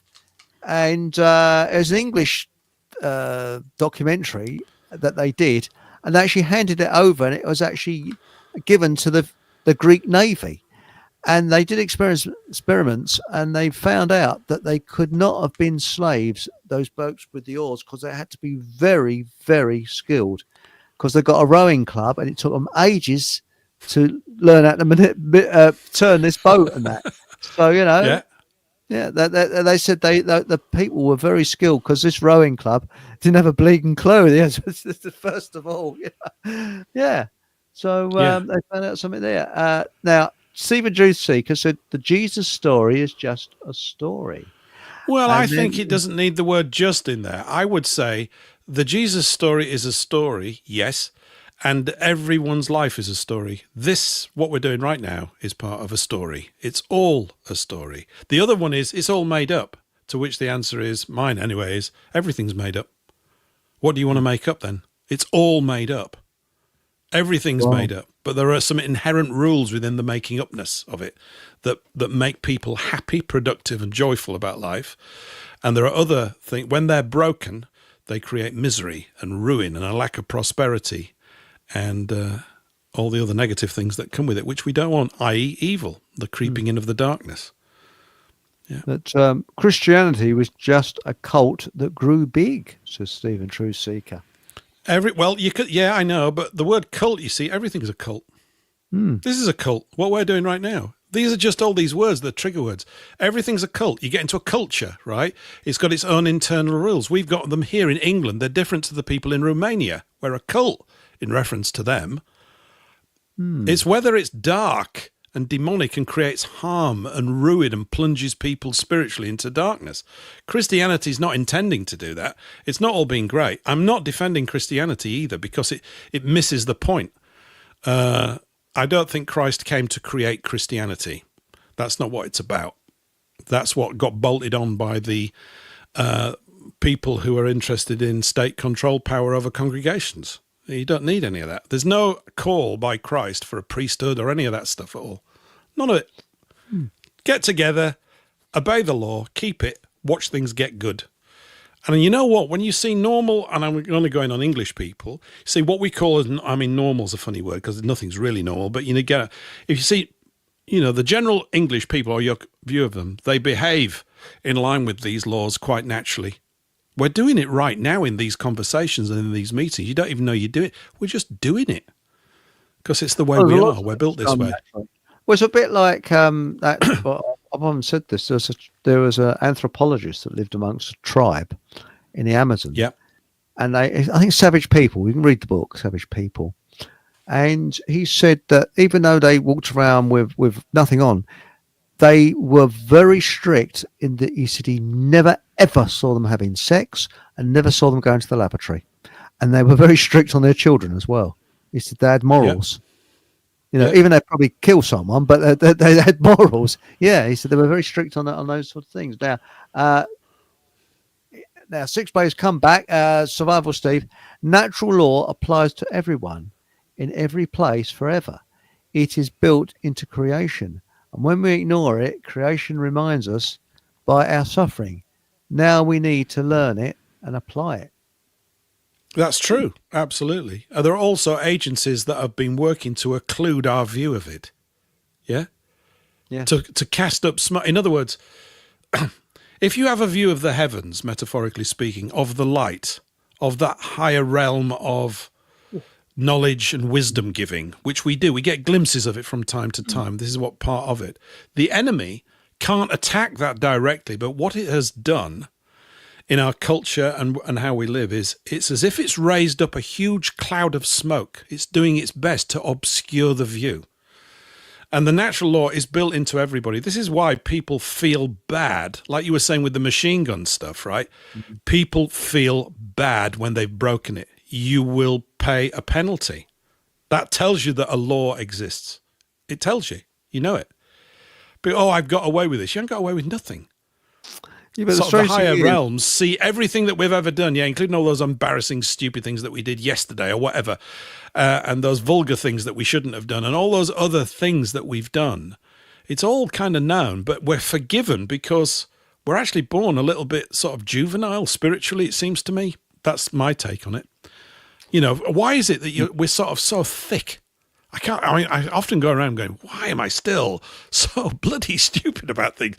And it's like the more knowledge you acquire to improve your knowledge, and you go, I'm now, the more you begin to see where the gaps are. It's like the more you kind of deal with it. But there are principles, I think, at play that will hold you in good stead. And that gives me a conviction that something is, all of us have got some kind of guide, some carer, some caring force that seeks to keep you from doing something bloody stupid. Unfortunately, people sometimes do bloody stupid, hellish things. It happens. Oh, they do. But Jojo Gizmo said something interesting. He said, now, by the way, before I read this out, have you ever seen the film Zeitgeist, which came out about 15, 20 years ago? Yep. Controlled Opposition. Mm-hmm.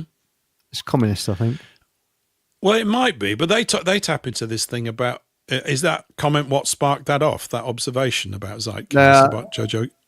Jojo Gizmo said the whole Jesus story is a copy of much older stories. Yes, it is what started it off, which predate it by thousands of years. Yes, I think that's true. I think it's also hundreds of thousands of years, because my view is they're like avatars that come round again and again and again to effectively illustrate and teach the same principles over in a space, this physical space where we tend to lose sight of things, apparently, according to the history books, you know. So there'll be another one along maybe in another couple of thousand years as a refresher course, which will follow parallel or similar lines. So I think that's I find that encouraging, actually. It's not a copy, it's just a repeat of the same sort of teaching process that is required for young juvenile souls, as it were, to get ourselves in shape to go up to the next classroom. That's my take on it. You don't have to buy into that, but that's mine, because it's like this thing about, like, where were you before you were born? It's an absolute amazing thing that we just don't know. And yet here we are running around making, sausage and egg sandwiches and things like though, this. do you feel that you've been here before, though? I do. I often get this feeling, like a deja vu, that I've been here before. I don't know it's what. It's like deja vu all over again. Yeah, I think I was a laboratory attendant. I think that you know what, people Eric, always say that's got the sting of truth in it, mate. Yeah, people say I was Mary Antoinette and things like. No, mate, I was a Victorian lavvy attendant. Yeah, they're always exotic, aren't they? Many people's past lives. I was Julius Caesar. You was? Yeah, I wasn't. I was actually I was a shepherd shoveling shit in the shadow of the pyramids. Me. I loved it. It was great. And we got free beer. Have you ever seen the film that was brought out about the same time as Zeitgeist called Propaganda? I think I have, but Well, Dave Starbuck, he's alive then. He said, he's red hot. He said, it comes from North Korea, you see. And we all thought it was from North Korea. Right. And it starts off, and apparently it wasn't. It was made in Australia. They got someone from Korea to make out they were from North Korea, and it's very, very well done. And it says a lot of truth, but it is very. It talks about our dear leader and all this. And the reason this Australian that did it, he did it that way so that more people would see it. Because if they thought it's been smuggled out of North Korea, they think, bloody hell, that's worth watching. Whereas if it's just, they made a film in Australia, people wouldn't bother watching it. So that's how it got so It's famous. true. Yeah. Well, it's true. The mind is drawn to lurid stories and scenarios and intrigue, isn't it? Often. Yeah. And it's, we've all got that part of us, really. Oh, yeah, tell me a mystery. I want to know about a mystery and all that kind of stuff. It's like, Amelia Earhart. How many times have people found out about Amelia Earhart, where she actually is? They've solved it now, but it's still not fully solved where Amelia Earhart ended up. But one thing I'm pretty sure about is the sea. And now Six Blade, which is what is happening now, creation, this is Mylene saying this, is kicking back because people turned away from God and the natural laws encoded into it. But humanity is waking up now. And I think that's how it works, by the way. That's a natural kickback against things. Is that, how to put it? God's patience is almost infinite, but it's a bit like a rotating door. You can ignore these laws for quite a while, actually, and you can surround yourself in your culture with all these diversions that make you not see what's really going on at a foundational level. You could say that part of this process is that the Great Awakening and all this kind of stuff. It's just an increase in the quality of questioning. And it's really good. The questions are the key. It's not even really the answers. It's the attitude of the questions. They're a joy, actually. They really also, are. The people in chat are fantastic. I'm really, really proud of everybody because they're really intelligent, excellent questions, not questions, but statements that people are coming out with. Now, nothing. This is question ADE. Nothing can be aggressively forced Everything must be voluntary. I agree with you there. Yes. Now, Stephen Trueseeker said, Jojo, and that's the Illuminati controlling religion, mind control, stopping knowing the real universal creator, natural law. And we got Steve back again. I wish he was. It'd be great if he's on the show. Sorry, mate. Natural law means do no harm to others. It's a simple principle that even a child can understand it. Lawfare has overridden our ability to follow it, to monetize us, and to create a power differential. Yep, that's true. So you're beginning to agree with each other now. Now it's just No, it's not a matter of agreement, is it? It's just a matter of exploring, I think. Yeah. I really think it is. And of course, half of the things that we get stuck on, not me and Steve necessarily, or any of us, is when it's down to the definition of words. And what's happening often, not all the time, often is people have a different conception of what a certain word or cluster of a little phrase means, what it implies. And it's slightly off beam with the other person in the conversation. You can get sort of hung up on that. But yeah, natural law is the thing that was breathed into our nostrils, as it were, according to scripture, which is a book. Starmer models himself on King Jong-il. Yes, DJ Peter. And Stephen Trueseeker talking about, you've been here before. I was a pharaoh. I was your pharaoh. I was your pharaoh. I was your pharaoh. No, it's yours, Eric. Well, you mind as well, Stephen. I don't mind. I hope you were a good one. Yes. What helping out in the lavvy? Yes, you want the mystery, but not the truth. That's Stephen Truth. There is that compulsion in people. Yeah, it's true. I think that's part of it. It's like, the most lurid conspiracy theories. Although most of them, of course, turned out to be true. But there are some that are wacko, of course. But it's whether you want to spend your time in that. Well, it's a great consumer of your life if you don't watch it. Well, was it Elvis lives on the moon and all that sort of crap? But well, he does, doesn't he? Eating cheese. No, he doesn't. He That's works why he got so fat. Does he? Yeah, but Royal was on the banking counter. Eric Von Essex is the Essex Elvis impersonation act tonight, 7:30 at the lurid ballrooms, Fockham Hall. 17 shillings and sixpence. Free beer with every laugh. Yeah, great. Yeah. But that one, what was it? Prince Eddie. That one with John Hamer, Prince Eddie. That was interesting. About Prince Eddie. Prince Eddie, yes. Mixed up with what was his name now? Jack the Ripper. He wasn't Jack the Ripper, but what happened is the Prince Eddie apparently was knocking it around with the ladies. He's a bit of a ladies' man, and the ladies of the night tried to blackmail the royals. So by making out that he was the Ripper or something? No, by making out by saying that they're going to go to the press about Prince Eddie getting his naughty bits out and giving them one. If they don't pay the prostitutes some money. And this is supposed to be the causative reason for why they got murdered. They got murdered in a Masonic ritual, which involved the Queen's surgeon and a couple of other people. Yeah, I don't go for any of that. Do you know what I go for? What do you go for? No, I'm familiar with that. What do you think I think that's an elaborate cover. So you see, I'm out of kilter with John. But you see, none of us agree on anything, but it's great. Yeah. I know his name.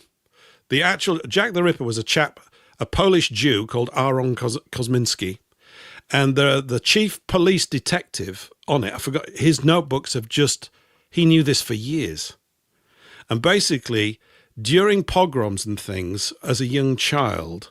Kosminski witnessed the slaughter of his sisters in the most horrific, or something. He was involved in some village massacre, and he witnessed it as a small child.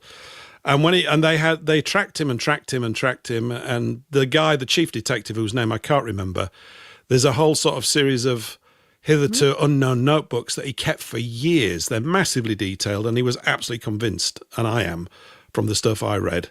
Some American lady novelist made out that it was a guy called Walter Sickert, who was a painter. But it's Aaron Kosminski, and that's that. And I'll never shift on that now. Now that I know, because once I read it, I went, bingo, there you go, that's it. It's got all the psychological reasons. He became a maniac because he'd seen horrific things. And that's why the bodies were in the state that they were in. So that's what I'm going for anyway. John can come on and kick my ass if he likes. That's fine too. Paul English is right. I knew about Jack the Ripper being a what did we call it? Yes, that's right. Yeah, and Aunt Sally's just had a shower, so she ought to know, right? Just remember that. Yeah, that's right. See, so not many people know that, but actually, the name Jack the Ripper was coined by newspaper blokes because the note that the police got was written by a journalist who actually owned up to it in the 1930s. Well, he did it for sensationalism purposes in some more newspapers, probably. Some more newspapers, yeah. And it's, hello. Yeah, I mean, it coincided with a vast influx of Jews into London at that time from that part of the world. And he came in on that, and that's when it all started. It's interesting. That's very. What's likely? Come on. What's likely? What's likely? What's the most likely? Well, it could be Jack the Rip-Off, because a bit of a bleeding rip-off it is. So you don't think it's anything to do with Freemasons? You don't think it's anything to do with Freemasons? No, I'm not saying that they didn't possibly try and use it to obscure things. I don't know. But I know that the notebook of the chief detective, and he was kind of dismissed, and I can't remember his name. I'm not that up on it. It's about 10 or 15 years since I last read it. Not that I was really looking into all that kind of stuff, but when I came across that account, you'll find him. Go and type it up. Aaron Kosminski or Kosmiski. I think it's got an N in it. But yeah. That's interesting. And laugh at that. Number one suspect for years. Absolutely off the charts, and they never talked about it for some reason. It might be because of the same reasons today, to not reflect badly on a recently arrived Jewish community in London. They thought it might kick off all sorts of further hostilities. Interesting. So, yeah. But I'm sorry, he says, I'm getting into bath after this show. And remember, I've actually got pictures of Aunt Sally in the bath. They have sold in a brown envelope for... I didn't think this was... She says, actually, I've got to read this. She says, lol, I'm getting in bath after this show. That's how you say it, Aunt Sally. She's getting in bath. That's it. I'm going to bath after show. Right, it says here, I saw the Jack the Rip-Off story on a YouTube documentary, rather. I might have it somewhere, Chris. If I find it, I'll send it to you. Oh, many thanks, yes. So John Hamer, no, he's got the thumbs down on that one. It wasn't Freemasons. On that one, yeah, I'm not with John on that one. Although lots of those, yeah, but I'm not with him on that one. What about President Kennedy being a very British? I haven't read that. It's really interesting. It seems to me, I mean, you know that guy Jack Kruse, Kruse. Have you seen him recently over the last sort of year? Heard of him? I've heard of him, yeah. Astonishingly bright guy. He's a brain surgeon and a heart surgeon, so that's pretty astonishingly bright, isn't it? Yeah. He also is massively informed about all the players about the JFK assassination because he was a young man at the time. Yeah, and his tales are there's all the intertwining of the military-industrial complex, the development of the atomic bomb, the building of Las Vegas, the use of blue light in slot machines to create dopamine hits, which is why you've got blue light behind smartphones these days that gives everybody a dopamine hit and lowers your intelligence levels. And they did it in Las Vegas because it caused people to literally sit in front of slot machines and shovel money in non-stop. Amazing. Absolutely. It's all it's unbelievable stuff. Yeah, it's incredible. So, yeah. Now, Nathan says, God cannot be fully comprehended by the human mind. God equals all. I agree with you there. Yes. Yep. And I agree with Marlene. She says, God is an energy, a consciousness. It's everywhere. We are God. Yes, I believe that. I believe it's an energy, and I don't know what the energy is. Yeah. And Nathan, I wasn't going to type that out there, but it's a good thing to say to people who are unsure about God. So there we go. Here we are. Horrendous. Get Fox says, "Screaming Lord such." Jack was it Jack the Ripper? He's a bit late, wasn't he, Herodotus? Yes. He was a bit late for that. That's just a minor technicality, you know. I mean, what's a good conspiracy theory? You know, I mean, about what 150 years out. That was about it. No, it's about just over 100 years out, wasn't it? So you know, yeah. He never got his deposit back, did he? No. Did he? He always lost his deposit, poor lad. I'm not talking about Jack the Ripper. I'm talking about Screaming Lord Such. Oh yes, he used to actually when he'd lost, he always used to, as if he's won. He used to That's what we need. Let's face it. If he was in number 10 right now, things would be better, right? Oh crumbs! That's not even a joke. That's true, isn't it? That's true. And I'll tell you something else. He didn't commit suicide because Mark Windows knew him. He said no. Oh right, okay. Yeah, and most of the things he was very serious. He had a serious side. You know, passports for pets. People piss themselves laughing. They've got that. And votes for 18-year-olds. They got that. Most of the good 16-year-olds ideas now, and it's 16, Eric. Well, I think they're going to reduce it down to 6 months. Actually, I mean, they might as well. I think, yeah. And remember, I think if you're going to do that, why can't you allow your dog to vote as well? Everybody can get dogs. You might as well let dogs vote. And I just think let everything vote. You might as well. Well, it's not fair, right? You're denying them the right to participate in the general election, and all that kind of stuff. The only way dogs could vote is to curl one out. And of course, they'll be curling one out over. There you go.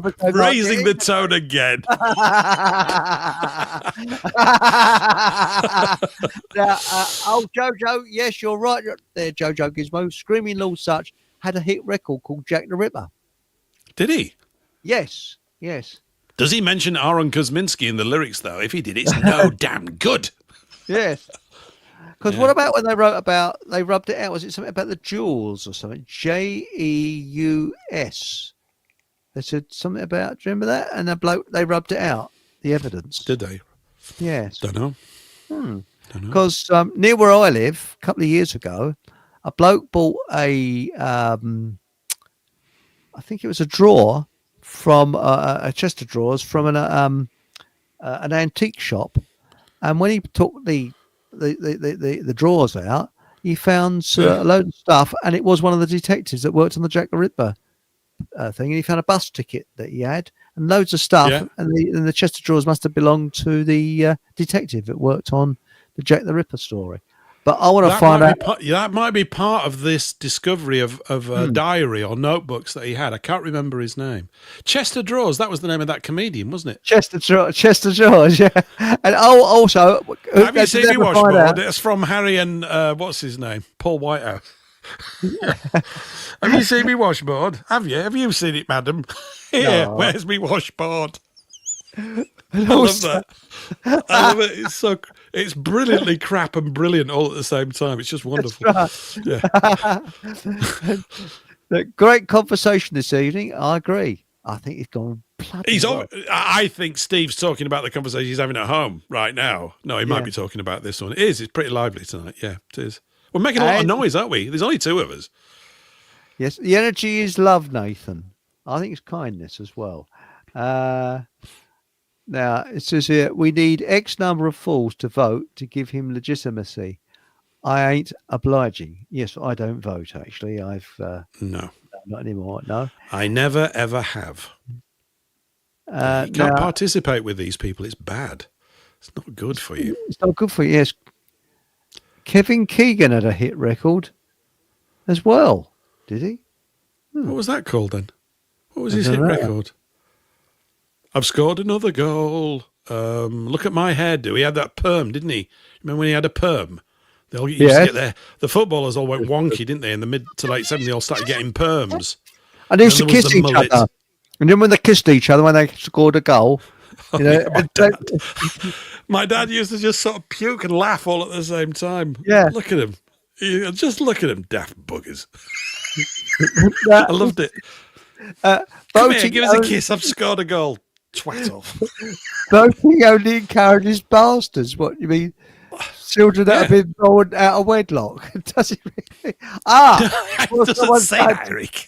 It doesn't Bastards. encourage bastards. Voting encourages the production of more bastards. It doesn't. It does not say that. Voting only encourage. Yeah, it does.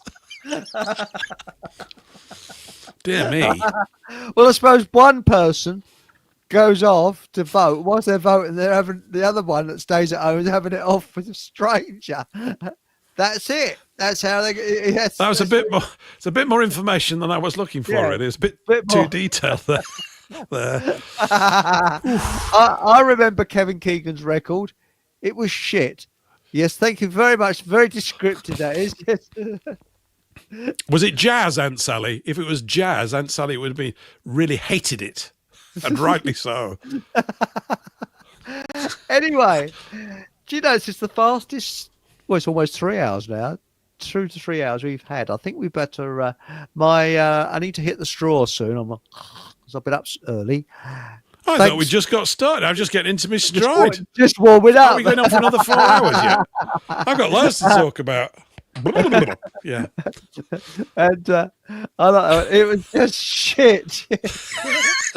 Aunt Sally's put it in again. It was just I shit. think those shit record was all those footballers singing. Was it Back Home? Back Home. Da, da, da, da, da, da. Oh, it was horrible.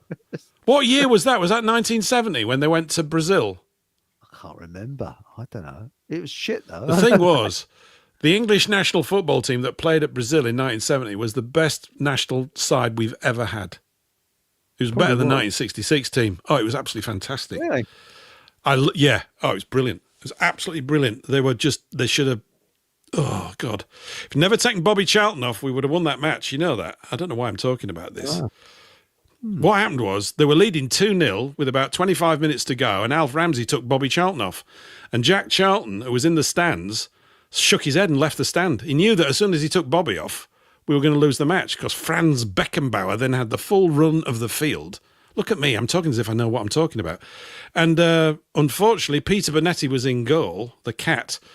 But he spent all his time looking after the milk because over those next 25 minutes, he let in 3 goals.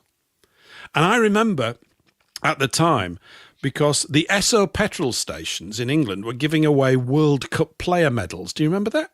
These little medals that you used to get. You buy 2 gallons of petrol, and they give you a medal in a thing, and you fill this big collection of. I've still got it here. My mum kept it for years, and I've got it somewhere kicking around the house. I don't know why. And we were coming back from Scarborough or something like that, and we pulled into this petrol station whilst this match was going on, and they'd been listening to it on the radio. And they just lost. And the guys in the petrol station, all the petrol pump attendants, were so pissed off, they took all these boxes of these medals and just threw them all over the forecourt. So my dad and my Uncle Roy picked them all up, and I just got bucket loads. He go, "Here you go, lad." He said, "Yeah, we've lost, but never mind. We've lost." But yeah, I'll never forget that day because I didn't see the match. We were out driving around in the car, but yeah, it was a bit much, really. What about World Cup Willie? That was a lion. I've never had any of that. What's that? What's World Cup Willie? Is that a disease or something? It does sound like that. Went to the doctors with World Cup Willie now. Yes. You said, get the old fella out and shove it on the table. Oh, Eric, I love it when you add all that unnecessary detail.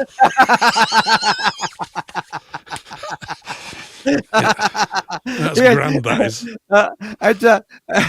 I think he fancies me the doctor, you know. That was World Cup Willie. It was because the logo of, was it Esso or Shell, was a tiger, wasn't it? Put a tiger in your tank. What petrol company had that? Yeah, it was. I think it was. Yeah, it was a tiger in your tank. World Cup Willie was this little mascot that was developed for 1966, wasn't he? I think he was like a little lion. That was it. It was a reduced lion, like a dwarf lion in an English football kit. Yeah. And yeah, absolutely. Yes. I remember the 1966 World Cup final because I was 6, but I can't remember much about it because I was sat outside the bay window while all my uncles were in our house watching it on TV, shouting like mad and going nuts. And it was brilliant. It was great.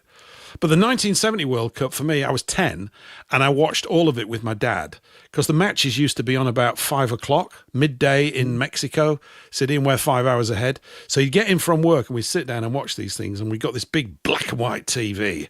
Oh, it was grand. I With was the thrilled valves? about it. Yeah, with the Yeah, valves. Only yeah, two valves, channels. yeah. Only That's it, two or three yes, channels. yes. And it was just, I had the most fantastic couple of weeks there watching football with my dad. It was just brilliant. Yeah, it was great. A lot of fun. Lovely days. Lovely Also, days. I think she fancies Mr. Keegan. She says, "I've Yeah, she's got, just googled Kay Keegan. Apparently, he had recorded 4 records. What the? Yes, yeah. Apparently, like she doesn't know. She's got them all. She's a secret Kevin Keegan record yeah. fan. Apparently, he recorded. Nobody else knows this. Only a collector of Kevin Keegan records would know that he had 4. It's all You coming should have out bought now. the album." Have you ever heard? There was a bloke in Star Trek, William Shatner. He did one where he talks, didn't he? And it was so overacted, it was embarrassing. You know, it just sort of, But You remember Telly Savalas he did one as talking? well, didn't he? Yes. Oh, that was absolutely unbelievably bad. What was it? Was it She by Charles Aznavour? Oh, And he gee. did, but he spoke it. It went to number 1, I think, and it had this sort of completely 70s sort of romantic type of Yeah. promo video of film with it, and it was just ridiculous. It was ridiculous. But all the housewives must have loved his bald head. I Yes. don't know what it was. My mum used to look at me and go, "Oh, he's so ugly." I'm going, I Yes. don't know, Mum. I'm only 12. I don't know what you're talking about. He had a spooky experience, didn't he, Telly Savalas? Apparently, Did a he? ghost drove. Yeah. He said that it's quite a story. He ran out of petrol or gas, if you're in America, and he's walked across a park to the petrol station, and suddenly a car comes up behind him, and a bloke spoke like this with a high voice. She said, "Jump in, I'll give you a lift." So he said, "Oh, thank you." So bloke gives him a lift to the petrol station, and he didn't have quite enough money, so the fella gave him some money, and then he wrote his phone number. He said, "Look, I need to pay you back." He wrote his phone number down, drove him back to where his car was, and then when he looked around, the car, this fella gone in his car. So anyway, he phoned this number the next day, and he said, wants to speak to such and such a person. And a woman answered it. She said, "Get off, you creep. He died last year." He said, "What?" Really? Yeah. And he eventually found this woman and met her. And he said the chap spoke in a very high-pitched voice. She said, "No, my husband is her husband." She said he had a very deep voice. But she said he shot himself in the throat. Wow. And that was a Telly Savalas story. Yeah. Apparently that was one of his. He said it absolutely freaked him out. Question for Aunt Sally. Aunt Sally, what is the title of this Kevin Keegan song that is so awful? Yes. That you just played the first 10 seconds of? What's it called? The earliest record. It really, really bad. You should play it on the Thursday. On Thursday, Paul, English. Well, yes. I could even play it now if I know what the title of it is, and we could play it into the broadcast here, and we could all be ill together. It seems only fair to get this over and done with if it's that bad. It sounds as though it's like having teeth extracted. There are some, but hang on. Head over heels in love. Yes. Oh, my Gideon. Let me tell you, it's 3 minutes and 4 seconds. Eric. Oh my God! I would think just the. You might not sleep afterwards. You might have nightmares, everybody, if we do this. It's up to you. I could play it if you like. It's all there. Can we just have a few seconds of it? I think would be enough, wouldn't it? All right, brace yourselves, everybody. Here we go. Here it comes.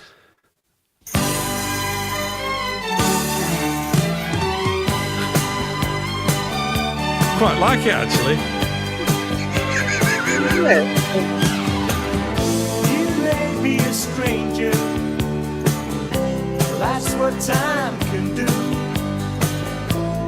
Baby, you mean everything to me. Bloody hell. Darling, there's no danger with all that we. You've been listening to Eric Von Essex at the Fulham Hall Radio Show. More than me. 6 bags of ready, please. I got news for you, babe. With all the things you. Right, I think that's Horrible. enough of that. Yes, I think I want to puke up. Yes. Don't worry, everybody. If you're really upset that we cut it off, I'll play it in full on Thursday. In fact, we'll use nothing but Kevin Keegan records for the whole show. That should send the ratings haywire. There's a good Well, use I'll of it. tell you what Tune you in. need to play. Hey? Did you hear what I played last night? I had an intro and outro. And the outro was, who's that chap? Bob.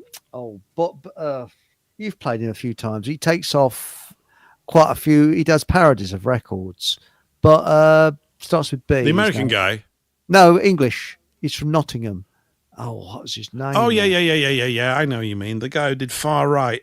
Far Right. Yeah, I can't remember his name now. He's done one on Daniel somebody or other. Yeah, Daniel. that's it. Bosworth, was it? Bloody fantastic. Bostock. Daniel Bostock. Daniel Bostock. Is that his name? Genius. Very clever he is. Oh, and Aunt Sally says, "Give me jazz, please." That's how bad it was. Yeah. We'll have to do a documentary about Aunt Sally, her showers, her loathing of jazz, and the terror that Kevin Keegan can induce in any normal family household. It was a normal day in our house when suddenly I heard this. Yeah.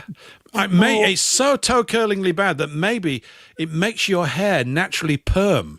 As the shock goes through your body, everybody's hair goes frizzy and starts to perm if you hear Keegan records. Good grief, what's going on? Yeah, fantastic. Do you remember, maybe we need a collection of these really naff records, and just play the complete junk. You know Al Bowley that you like a lot? Yeah.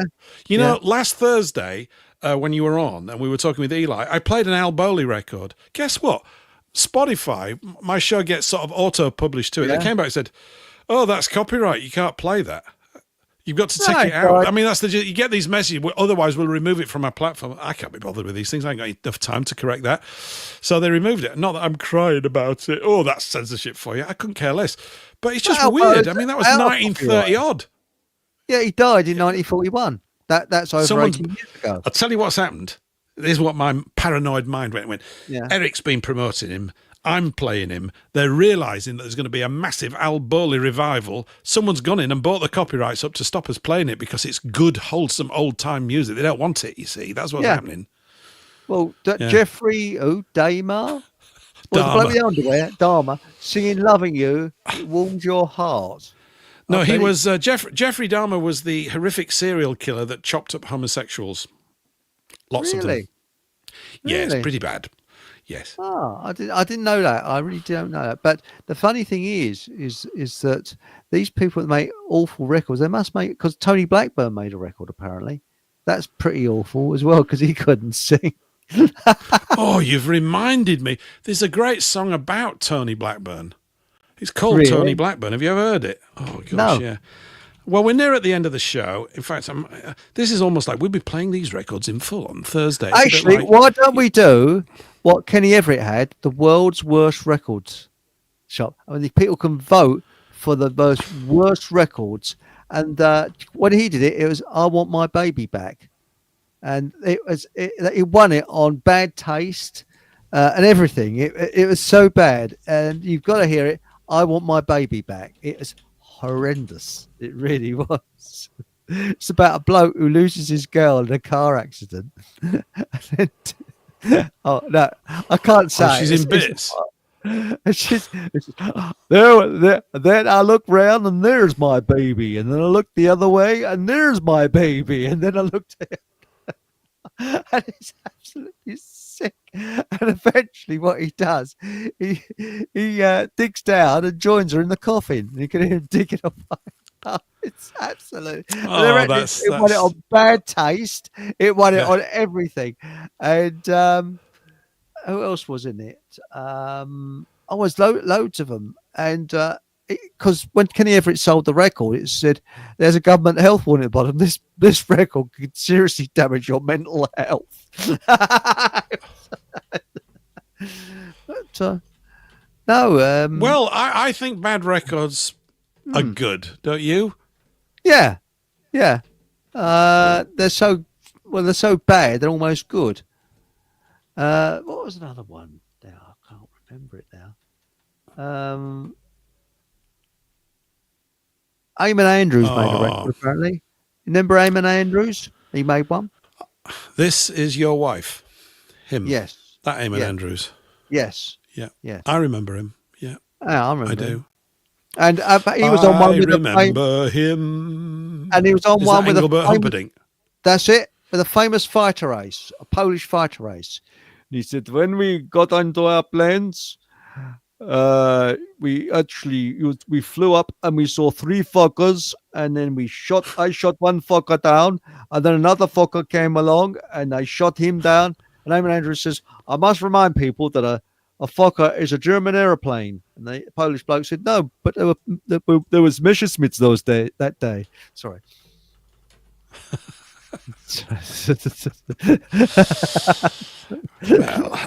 Right. Yes, another. Yes, I think I've ballsed up the punchline on that one, but never mind. On we go. But I absolutely found This Is Your Life the most toe curling, bloody show ever, especially with Michael Aspirin. Do you remember that? This is your life.